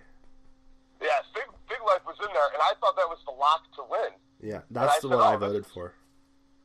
Yeah, like I was like, oh, Fig Life is going to win because all the friends and all that will vote for it. Yeah. Nope, boy was I wrong. All red everything won, but I think it won by like literally 2%. Yeah. And you know that was a tough one. You know, I was pretty shocked, but again, I don't care. I'm a man of my word, so I got it, and then. My wife, being a tattoo artist, was like, well, you're not just going to put all red everything. That's not going to make any sense. Yeah. So she actually drew up a little Eva Marie sketch. That's funny. With, like, the red hair and, like, the kind of the top she wears. I was like, wow, this is way more intense than I wanted it to be, but all right. And, yeah, then it was on there, and it's on my calf for the rest of my life now. That is hilarious. But, yeah, those are always fun tattoos. Yeah. But how many tattoos I have no clue. I just tell people I have one big one. Oh. I have my entire right arm, my chest, part of my left arm, and then both my legs from my kneecaps to my feet. So nice. You know. All right. That's pretty crazy. Yeah. I have zero tattoos. And if you don't have tattoos, go get one. I want one. Buffalo, get tattooed by my wife. That would be awesome. I want to get a tattoo, but I don't know what I want. That's the thing. Like I know for a fact, like I want one, but I don't know what I want. Yeah. So you kind of need to figure that out before you get one. Oh yeah, dude. When you're like me and you have a ton, what you get isn't really important. Yeah, but like the first one has to be important. Yeah, I have certain ones that mean a hell of a lot to me. Yeah. But then I have some like the Eva Marie tattoo that mean nothing, but it's a good story, you know. Yeah. So for sure. I feel like the first one needs to be important because you don't know if you might absolutely hate the feeling and never want to get another one. Sure. So you want to make sure. I hate the feeling, but they are addicting. Like yeah. You know, I hate getting tattooed. It sucks. It's painful. I don't care who you are. You can say whatever you want, but I think they suck. Mm-hmm. But they are addicting because they're just cool. You know, I mean, they're just something that's on your body forever, and I think they just look good, and if they're done well, they look great, you know? Yeah. I think tattoos are awesome. Yeah, it's a lifestyle thing, man. I mean, but I think everyone should get some. Like, it's crazy, you know, I see cops and doctors and, you know, lawyers, dentists, all sorts of different professions that have tattoos, you know? Mm-hmm. Back when I was first getting tattooed, it was not like that. Yeah. And, you know, even my wife now, who's a lot more tattooed than me, she still gets looks, you know, like, wow, it's crazy. Like, we don't see girls tattooed like that. Yeah. But, you know, it's a lot more acceptable now. So even if you get one or two, you know, you're all right. You know, yep. you can still get a good job and be tattooed. It's not like this isn't the 20s anymore. Prohibition, not allowed. All right, yeah, so good brother Mike asks, favorite wrestler that you've met, and what is your favorite autograph piece you have? Oh man, good brother Mike, bringing the heat. Well, favorite wrestler that I've ever met, kind of touched base on that earlier. Bray Wyatt's up there, Kevin Owens is up there, just because they were so cool. I mean, Triple H is up there. That's the man. Oh yeah. My personal favorite wrestler of all time is Ric Flair. So anytime I get to meet Rick is awesome. I hear bad things about Ric Flair, and I met him. He was fucking awesome. Yeah, you know, that's kind of the thing. Like, you know, when people tell me, "Oh, I've heard bad things," it's all a personal experience. Like, I met CM Punk one year at Access. Yeah. And I've heard terrible things about him. Yeah. And he was the nicest dude. I don't know if it was because of the tattoos, you know, but like he was a super nice dude. He signed a photo for me, and I asked him if he could make it out to Brandon. And he was with. If you've ever been to Access, they usually have like a handler with them. Yeah. And the lady was like, "No, he can't inscribe. Nope, we got to keep this line moving." And he just looked at me and he's like, "How do you spell it?" You know, like he was cool. He took his time. He was nice. Cool. So, again, going back to Ric Flair, I mean, he's always been cool with me. I have heard a lot of horror stories about him. Mm-hmm. You know, but to me, like, right when I approach him, I tell him, "You're my idol. You're the man. You're my favorite wrestler." So I'm sure right then and there he's like, "Okay, I got to cheer up for this guy. This is the Big Mark after all." You know? It's the Big Mark. You know? The legend. But, man, favorite wrestler I ever met, those guys are all up there. Favorite autographed item I have? I'm such a big figure autograph guy. Mm-hmm. Getting that Four Horsemen set in Philly was a cool one. Oh, yeah. That one's up there for sure, just because I love the Horsemen so much. I have a Stephanie McMahon autograph figure from when she wrestled in SummerSlam in LA. Yeah. I forget what year it was. A couple years ago. It was the last time it was in LA, so maybe like 3-4 years ago. Yeah. She signed that for me, and one of my other buddies, Chuck, kind of pointed out to me. He's like, "Dude, only like probably like 10 people have that figure signed, you know." Yeah. Definitely like a rare item to have signed by Stephanie of all people. Oh, yeah. That's up there. I don't know. I have other stuff autographed, but nothing that like comes to mind as like an awesome piece. Yeah. I have the big gold title replica signed by Ric Flair. Dope. And he did a really cool job with it. He wrote all over the title and wrote like, you know, Ric Flair, Nature Boy, Woo, Hall of Fame, and then listed the years and stuff. So that's a cool piece. I got that like framed and like, you know, shadow box framed and stuff. That's a cool piece. That's awesome. Yeah, you know, I mean, dude, lots of cool pieces. One of these days, I'm gonna get an Instagram and just photo the shit out of everything, and so everyone can see my collection. And we could that'd be dope. Talk about autographs and stuff, and meeting wrestlers and things like that. Yeah, get on the Instagram game. I know, man. I got to get the gram. I tweeted a shitload of pictures the one day, and somebody DM'd me and was like, "Dude, why don't you have Instagram? It's like the same thing you're doing." I was like, "Oh yeah, I probably should." Yeah, I started an Instagram. But you do have an Instagram? I have like 3 Instagrams. I have Jordan the Cassat, I have the Real Deal Lapel one, and then I have the Giant Cassat.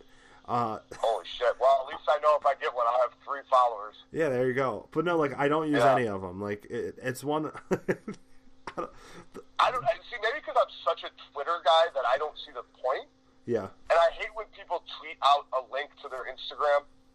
To me, it just seems so stupid and silly. But well, usually, like you can turn it on that it automatically tweets it for you, and that's why it's a link. Usually. Oh, okay. Yeah. See, I don't know all this technology. You're too old. No, I'm just kidding. Yeah, I know. Yeah, but no, You gotta show me.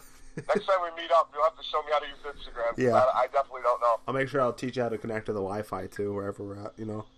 No, I'm just kidding. Yeah. What's Wi-Fi? Yeah. Wi-Fi. I don't want to be one of those guys that like Instagrams his food all day and like his coffee, and I don't want to be that guy. So. The Big Mark. No.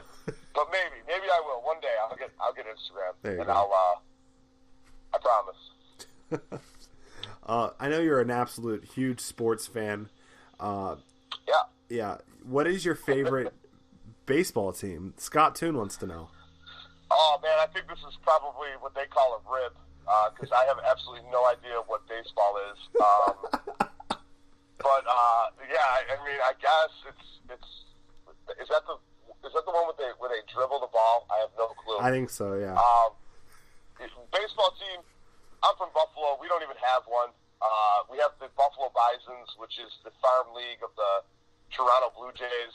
And so I'm going to say no one knows what the Bisons are, so who gives a shit about them? But I'm going to say the Yankees just because that's New York, and my father is a gigantic Yankees fan. Right. And I hope they crush it every season, and I hope they win all the time. And that's where George Costanza used to work for the New York Yankees.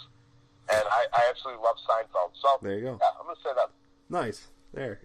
Thanks I thought you were going to say a basketball team or a football team. Scott, if you're listening, I absolutely hate you. Thanks for that hard question. I'm sweating now because I didn't think about it. It's so hard. That's hilarious. Funny story about that whole like naming a basketball thing is my buddy, his name is Brett Bender. He used to race snowmobiles for a living.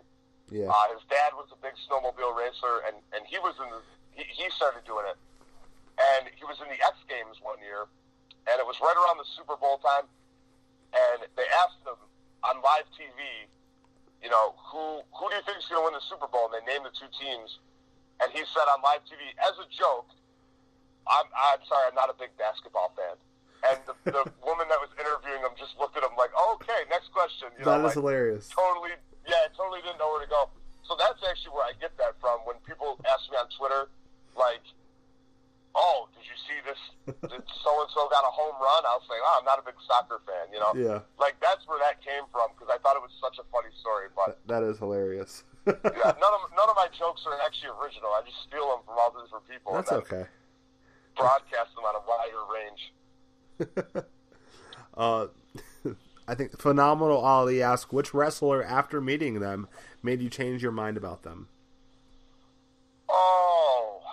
Well, definitely Roman, because we just had that conversation. Yep. Roman was so cool, and he definitely, I earned respect for after meeting him. I earned a lot of respect for him. Another one, too, is Bayley. I was never a Bayley fan. Yeah. Up until I met her for the first time. Mm-hmm. She is legitimately, when 15 years from now, they're going to do a documentary about her, and she is legitimately a fan of wrestling. Like, she will, during an autograph signing, if someone comes up, like my wife had a Stone Cold shirt on, and she like stopped my wife and was like, oh my God, I love that shirt, like Stone Cold. She was like talking about Stone Cold, even though people were there to meet like Bayley. Yeah.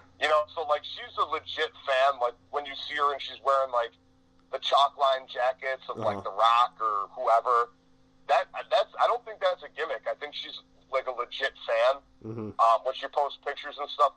So that to me is always really cool, as opposed to somebody like Brock Lesnar who doesn't even care about wrestling and has never watched a match. Yeah. That to me, I get a lot of respect for people like that, like Bayley, who's such a fan, and she's super cool to her fans. That's awesome. So because I think she was a fan, so I think she wants to be cool to hers. Mm-hmm. Definitely earned a lot of respect for her after meeting her. Mine's Jinder Mahal. Jinder. I've never met Jinder. Dude, he had I want to, though. His line at Access, and this was like halfway through his signing. Like there was like two queues full. All right, two like lines. Like it was a super short line. All right, and everyone else was like filled. Like those people were not meeting who they're waiting for. So I was like, fuck it, let's do it. And I went up, and he's just he was so cool. You gotta stop too, because like this is back when Jinder was not champ. Yeah, like this was before, like last year at Mania. This is pre-Jinder, yeah. Yeah, and he was just so neat. And I was like, you know what? I kind of hope he wins the Andre the Giant Memorial Battle Royal, and it's kind of cool because he was the last two, and I was like marking out for him. And the Andre the Giant Memorial Battle Royal page in the program last year, I have it autographed by Mojo and Jinder because they were two people that I met randomly at Access. I think that's funny how they were the last two. Pretty neat. That is cool. Yeah. What are the odds of that? You're right. I think Curtis Axel also signed it, but it's okay. But Jinder was cool then. Oh, he was awesome. Yeah. Yeah, you know, and then like that's the thing. Like I touched base on it earlier. Like when those guys are cool to you, like yeah, they might be like, you know, back then Jinder was just a mid card, you know, talent. Mm-hmm. You still like cheer for them because they're cool. You know, like you're like, oh hell yeah, you know, like this dude was awesome. Like I'm gonna start cheering Jinder Mahal or Bo Dallas or you know whoever.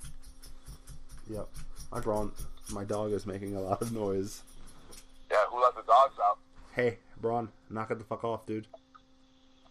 This is the unprofessionalness of my podcast. We have an appearance of dog. Yeah. I was like my Braun instead of my dog. That's my dog. It's whatever. That's my dog. My girlfriend's not home, so I can't go hide upstairs while she takes care of the dog. So now he's wiping his ass on the floor. That's God. Probably has to go out. It's whatever. Who was the most rudest wrestler you met in real life? This is from Philip, keeping it cool 1324. Oh man, rudest wrestler?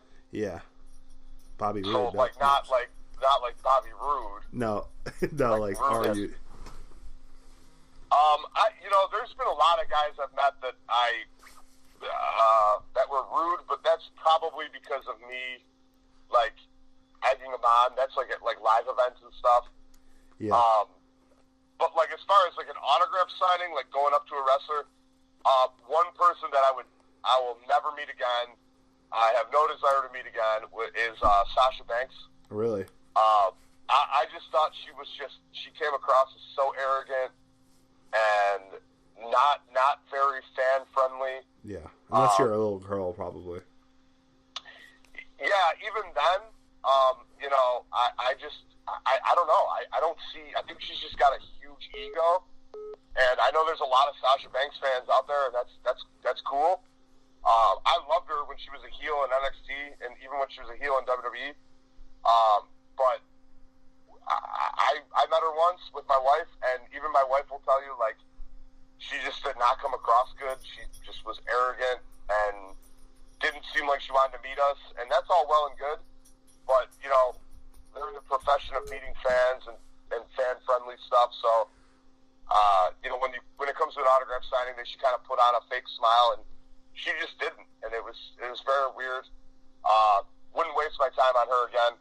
Yeah. I have no desire to meet her. I love. Were you the one who posted the picture saying the only time you'll ever see Sasha Banks smiling in an airport? Yeah, with the banner. Yeah, that was hilarious.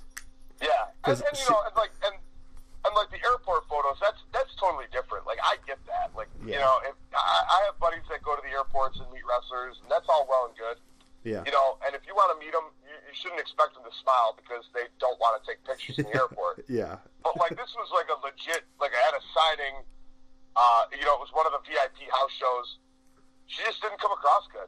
You know, it's not like I stopped her in the parking lot. Mm-hmm. You know, she was in the arena. She knew what she was getting into, and I don't know. She just didn't come across as like a very nice person to talk to.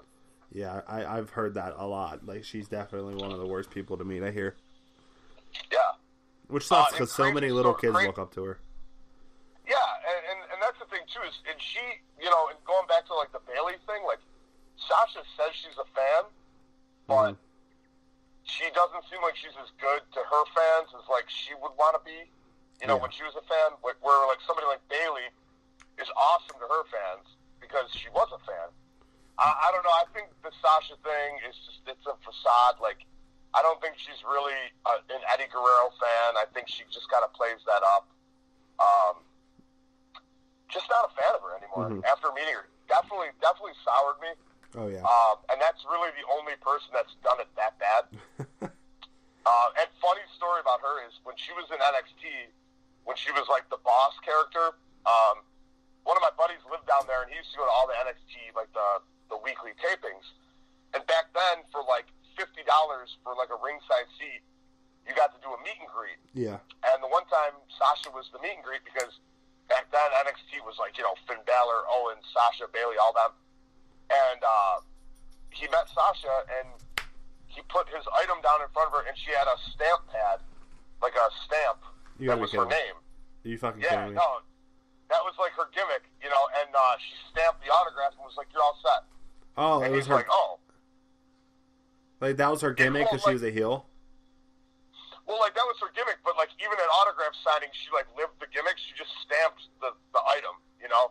And I know she did it for one of the takeovers when I think she was wrestling Bayley. Uh-huh. She brought out the stamp pad for, like, the contract signing, and I think the whole crowd was chanting, like a boss or whatever, but... Yeah, that was just a really weird thing, I think, for an autograph signing to bring your stamp pad. Oh, I'd be pissed. And yeah, it's kind of like, I mean, it's funny looking back on it now, but I'm sure at the time it wasn't funny. Like, if you were a huge Sasha Banks fan, you know, I don't know. Yeah, her autograph's shitty, anyways. Yeah, it's even worse now. Jeez. Yeah. Nick Jacoby asks. Hey. Who would you rather buy? I wish these dudes could actually call in, because me and Nick Jacoby would just go on a 45-minute rant. As if you already haven't gone on for an hour and 45 minutes, right? No, yeah, I know. Holy shit. I wanted to keep these podcasts to an hour, and you and Figure Scoper today both. We just have too much to talk about. Hey, man, I'll go right now. No, you're okay, man. Okay. I'm enjoying it. All right, good. Okay. At least one of us is. I'm turning into the awesome Lorenzo Bros with a 2-hour podcast. Oh, I know. Jesus. Yeah, I was like, oh, God. A little too long for me. But it's okay. Ask him who he'd rather buy a beer for and drink it with. John Cena or Roman Reigns? Oh, man, I would probably stay sober. Stay sober? I think I would pass on the beer for the first time in my life. No, I've actually heard many times from different people, John Cena is a cool dude to catch a beer with. Oh, I bet. But I've also heard Roman is a great time at the bar. So I don't know. Maybe Cena, because we got more of a booing history. I've been booing him longer, so maybe him. It'd be cool to catch a beer with him. That's nice. But that's like, you would really have to twist my arm. Oh, wow. Yeah. I still credit his loss to The Undertaker because he was drunk, because he was drinking in the front row. Yeah, maybe, man. Yep. I mean, he was like right by me, so maybe. Was he? You should have went over and asked for a picture, man. I'm kidding. Yeah, I don't think so.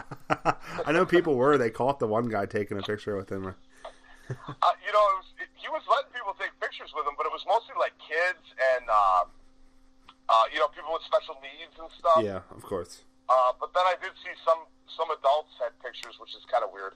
Yeah. Nick also he also asked, "What's your favorite independent wrestling match?" Oh man, I think a lot of people just wrote these in to mess with me. Yeah, it's a rib. To pull a rib, but for anyone who doesn't know, the independent wrestling does nothing for me. I'm not a fan. I'm not invested in it. I have no clue who's even wrestling. I imagine he's talking about like Ring of Honor or New Japan, probably, or Old Japan, if that's a thing. But I don't watch it, so I really have absolutely no idea. I didn't even watch the match with Omega and Jericho. Have no desire. I'm not emotionally invested in it like I am WWE. So see, I don't really get excited for it, but like I've low key like I know like the Bullet Club and like I think I respect them for wrestling, and they're trying to pay their dues to probably get to the big leagues.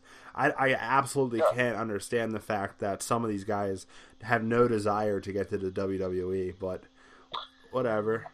Yeah, I mean, I find that kind of hard to believe myself. I imagine at some point everyone would want to wrestle at WWE, especially when you see something like WrestleMania, and like for instance AJ Nakamura. Yeah. You know, like those are two guys that I think if you would have asked somebody 5 years ago, Will they be in one of the main marquee matches of Mania? I think people would have laughed in your face. Oh, probably. And now they're both the top talents on SmackDown. So it is really crazy how times change. Mm-hmm.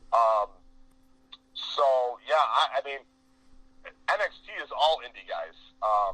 There's very few homegrown WWE guys, and when they are, they're absolutely amazing, like Velveteen Dream. Yep. So, I mean, Velveteen Dream's actually an indie guy. Like, he started in the indies, he just wasn't a big name. I thought he came from like Tough Enough. Well, he did, but like he was definitely wrestling on the indies up here, and he was starting to make a name for himself up here. But, like, I'm sure everyone at some point wrestled for the indies. Oh yeah. I mean, but it's hard to say like nobody, no one did, other than probably guys like Baron Corbin who came from football. Mm-hmm. But yeah, I think it's great when they come up because I'm sure they want to. When you see guys, like Owens, Sami Zayn, and AJ, and that's all well and good. Yeah. But I just don't. I'm not invested in them until they're in WWE. Yeah. Until they're in NXT. I feel you. That's definitely dude, makes sense. They have so many hours of programming. I don't know how people find time to watch Ring of Honor and New Japan and all. I mean, Jesus, do you guys work? I mean, it's crazy. Dude, they don't watch that whack ass WWE shit. Oh, that's right. Yeah, that's right. Yeah. Once any of those companies are actual competition for WWE, maybe I'll check them out. Yeah. But yeah, WWE hasn't had competition since WCW. Exactly, and I don't think it's anywhere on the horizon. Oh, hell no. Mike the Cleaner asks, he wants to know your top 5 LJN figs. Oh, man. Rick Rude, right? Well, yeah, Rick Rude. They at the Fully Posable meetup in New Orleans, which I didn't even talk about how awesome it was, but somebody, I want to say, I'm going to totally forget that. I think James Frank made Rick Rude stickers of the LJN, and it just says "Y" underneath it, and it's the Rick Rude LJN. It just says "Y." Dude, funniest thing I probably got all weekend. I was so happy to get one. That's hilarious. Yeah, they're so funny. I didn't grow up with LJNs, so I'm actually them and Hasbro. I'm actually starting a collection right now. I've been working on it for maybe like 3 years. Because I don't buy anything offline, figure wise. I only hunt for them. So I'll go to like conventions or yard sales or all sorts of toy swaps or whatever, and I'll try to find. I'm going to try to build a complete collection. Mm-hmm. So I'm doing pretty good with the Hasbros and the LJNs, but now I'm starting to find that obviously the more rare ones are harder to get. Yeah. So I might have to turn to eBay, but I'm not sure. Yeah. But as far as to answer Mike's question before going off on a tangent is, my top 5, definitely like Hogan, because I think it's like the most iconic LJN. Yeah. I have that one.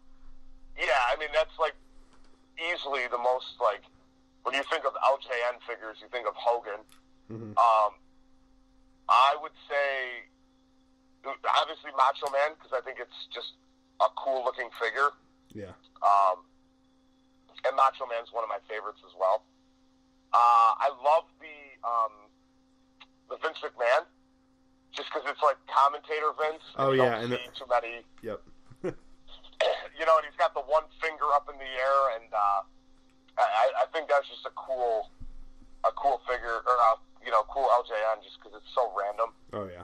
I would say the King Kong Bundy, because it weighs like 30 pounds, and it's like solid. It's just such a big piece of rubber that it's like so funny. That's why they're not going to do a retro line of LJNs, because they're too heavy. What happened? Bill from Mattel said, because someone asked if they would think about like doing another classic line LJNs, but he said no, they're too heavy. Ship. I remember that. Yeah. Yep. I remember him saying it would be such a shipping issue. Mm-hmm. Yeah. Yeah, which is totally understandable, especially when you see like that King Kong Bundy and like those Andre ones are huge. And then I also love when they did like the managers.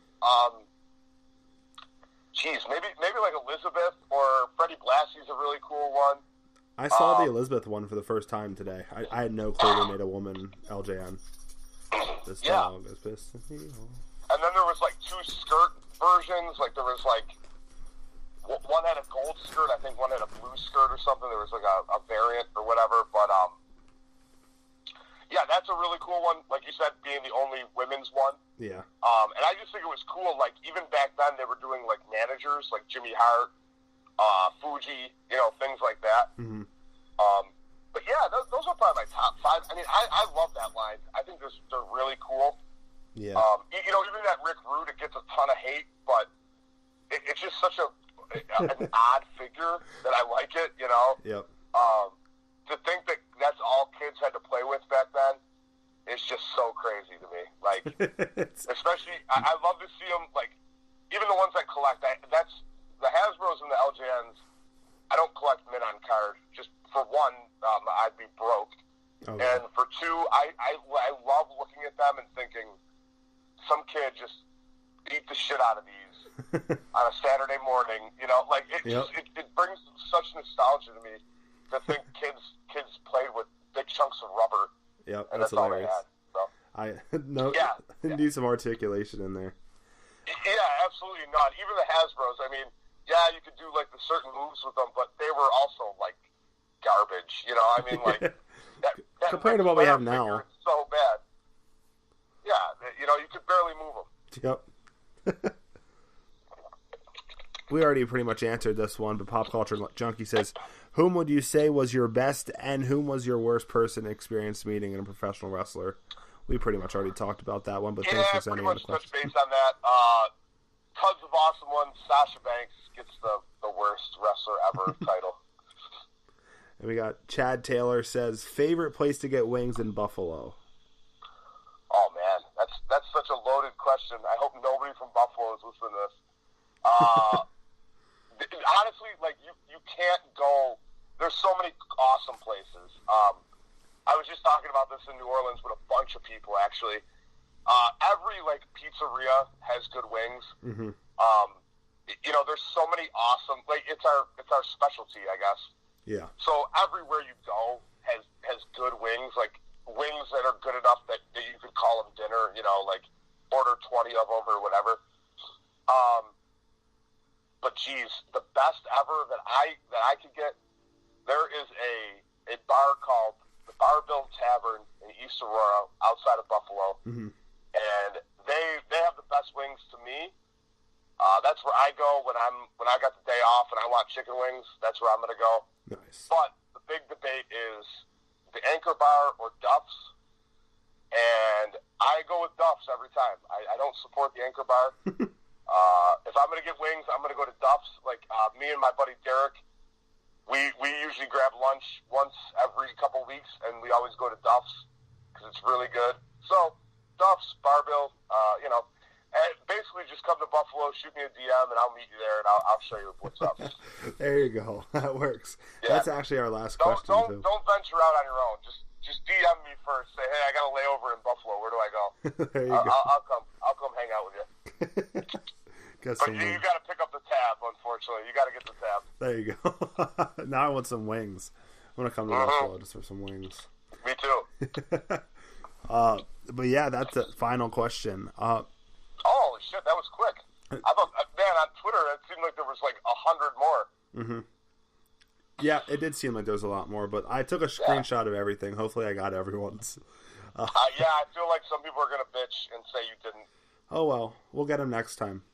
Because I know there was people were, like, it sucks because people were actually asking me them. Yeah. And not you, so I had to keep, like, quoting you on them. Yeah. Because, like, they should have been responding to your tweet, but it was a big mess. Yeah. you gotta get, like, a legit, just, like a cassette show Twitter. I do have one, but I haven't been tweeting from it because it has no followers. Oh, okay. Well, you gotta change that, man, So you have to put it out there.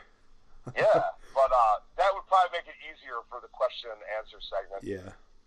They'll probably still fucking message you for them. Yeah. I mean, everyone DM'd Figure Scoper last week for them all. That was... But yeah. But anyways... Yeah, I guess guess I should have put the DMs out there, but, you know. There you go. I don't think you wanted any more questions. Jesus, we've been talking forever. Yeah, we're at 2 hours. Holy cow. Well, once you edit it, you know. Yeah. Edit a few things out, maybe. I don't know. Or we'll just keep it 2 hours. People want to listen to the Big Mark and Jordan the Giant Casat talk. It'll be a great episode to fall asleep to. Hell yeah. Hearing me ramble will put you right to sleep. Oh yeah, for sure. And just me on top of it. Wow. Yeah, I know, right? Anything else you want to plug before we end it here? Oh, dude, not really. I'm just so happy for anyone who follows me on Twitter and gets to converse with me and talk wrestling and wrestling toys and anything like that. You can follow me on Twitter, of course, and only Twitter, at Hova with 3 A's. That's HOVAAA. And follow me. We'll talk. If you have any questions about either going to a signing or an event or anything like that. What color paint pen you use? Yeah, well, I'm not good with the color paint pens. That's not really my specialty. Oh, no. but if you need help with, like, you know, maybe like what figure to get signed or what inscription maybe you should put on it, that's where my specialty comes in. I usually go with the blue or the white, man. That's my go-to. You know, Nick Jacoby over the weekend, he was like, man, you always go with that blue paint pen. It's like, you know, it's a classic, man. It holds up.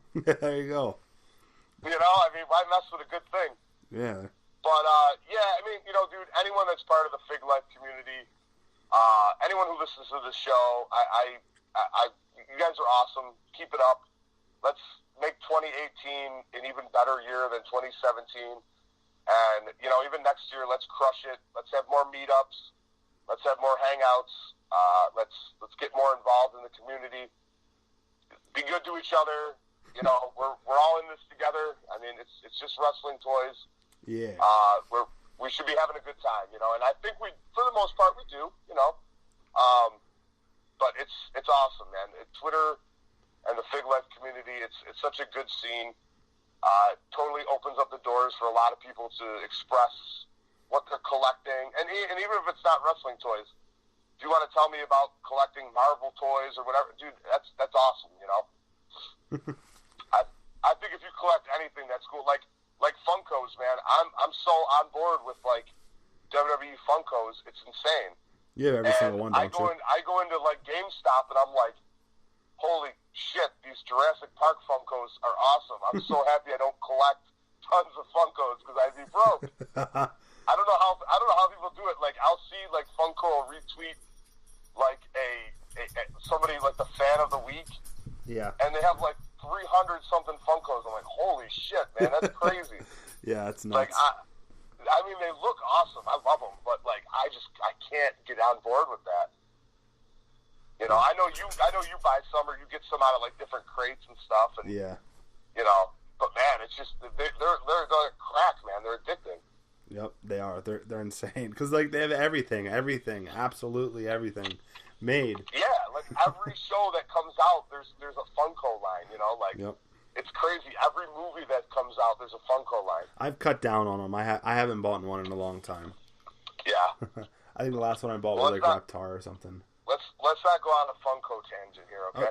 Dude, the ending of the podcast with Figure Scoper, we got into Funko too.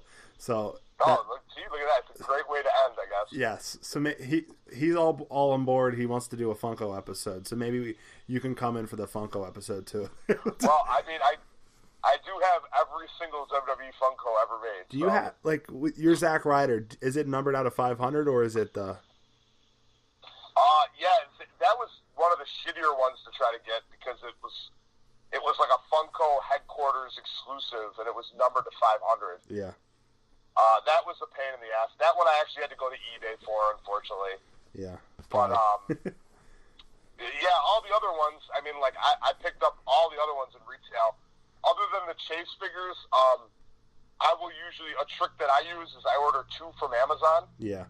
And 9 times out of 10, they've shipped me 1 Chase, 1 regular. Nice. Which is really cool.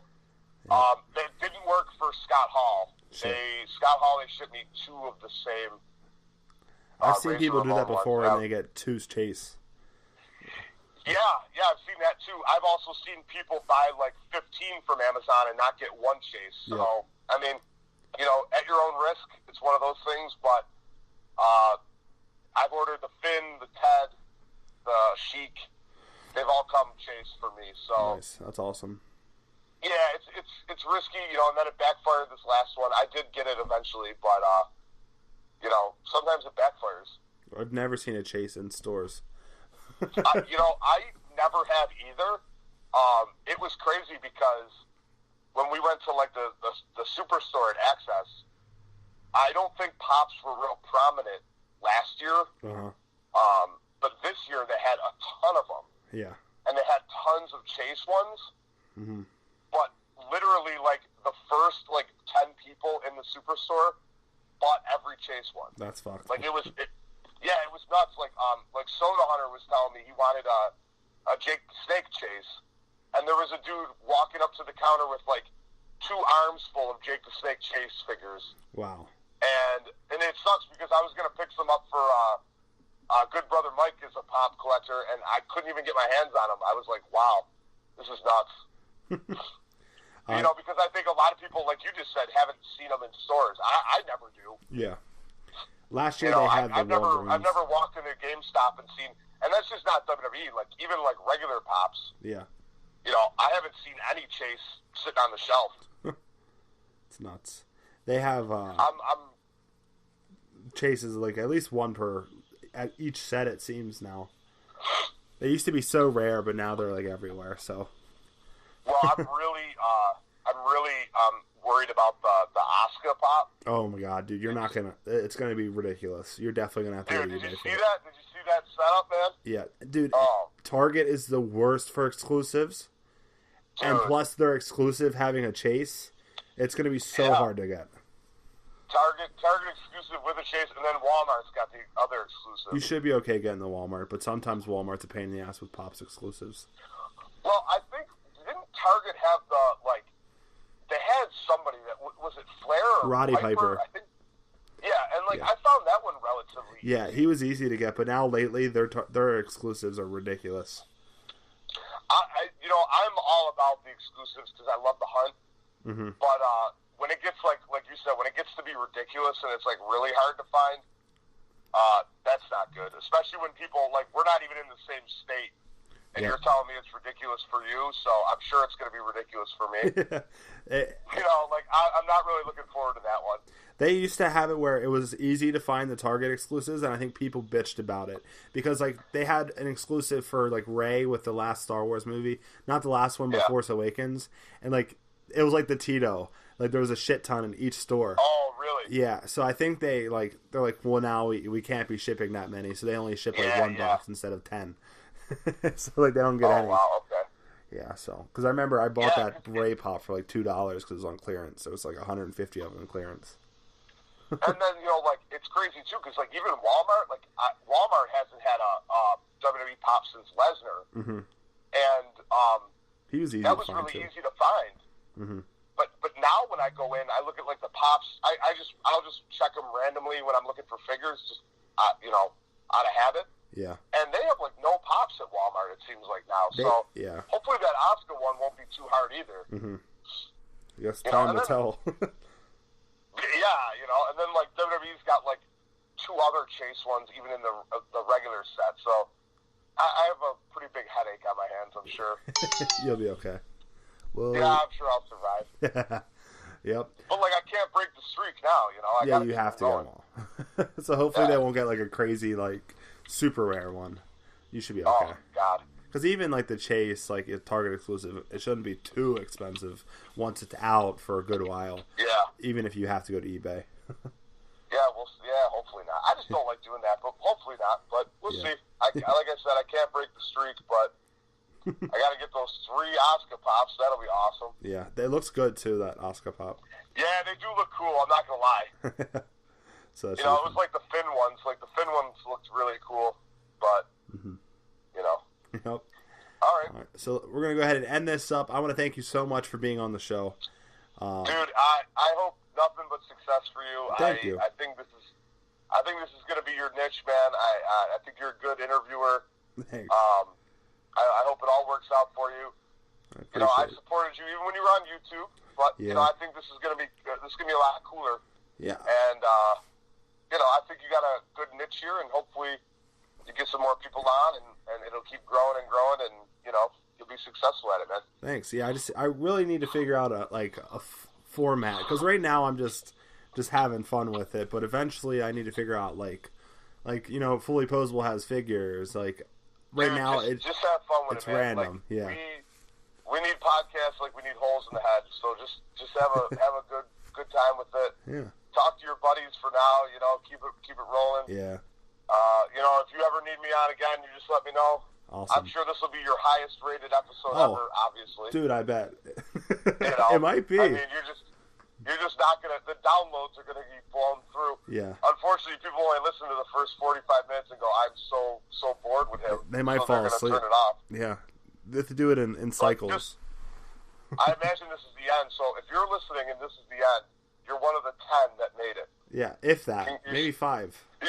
You should pat yourself on the back. And in fact, if you made it this far, let us know on Twitter, and you will receive a real deal lapel pin. How about that? Oh shit! Look at that. Yeah, I'll give you one of each of them.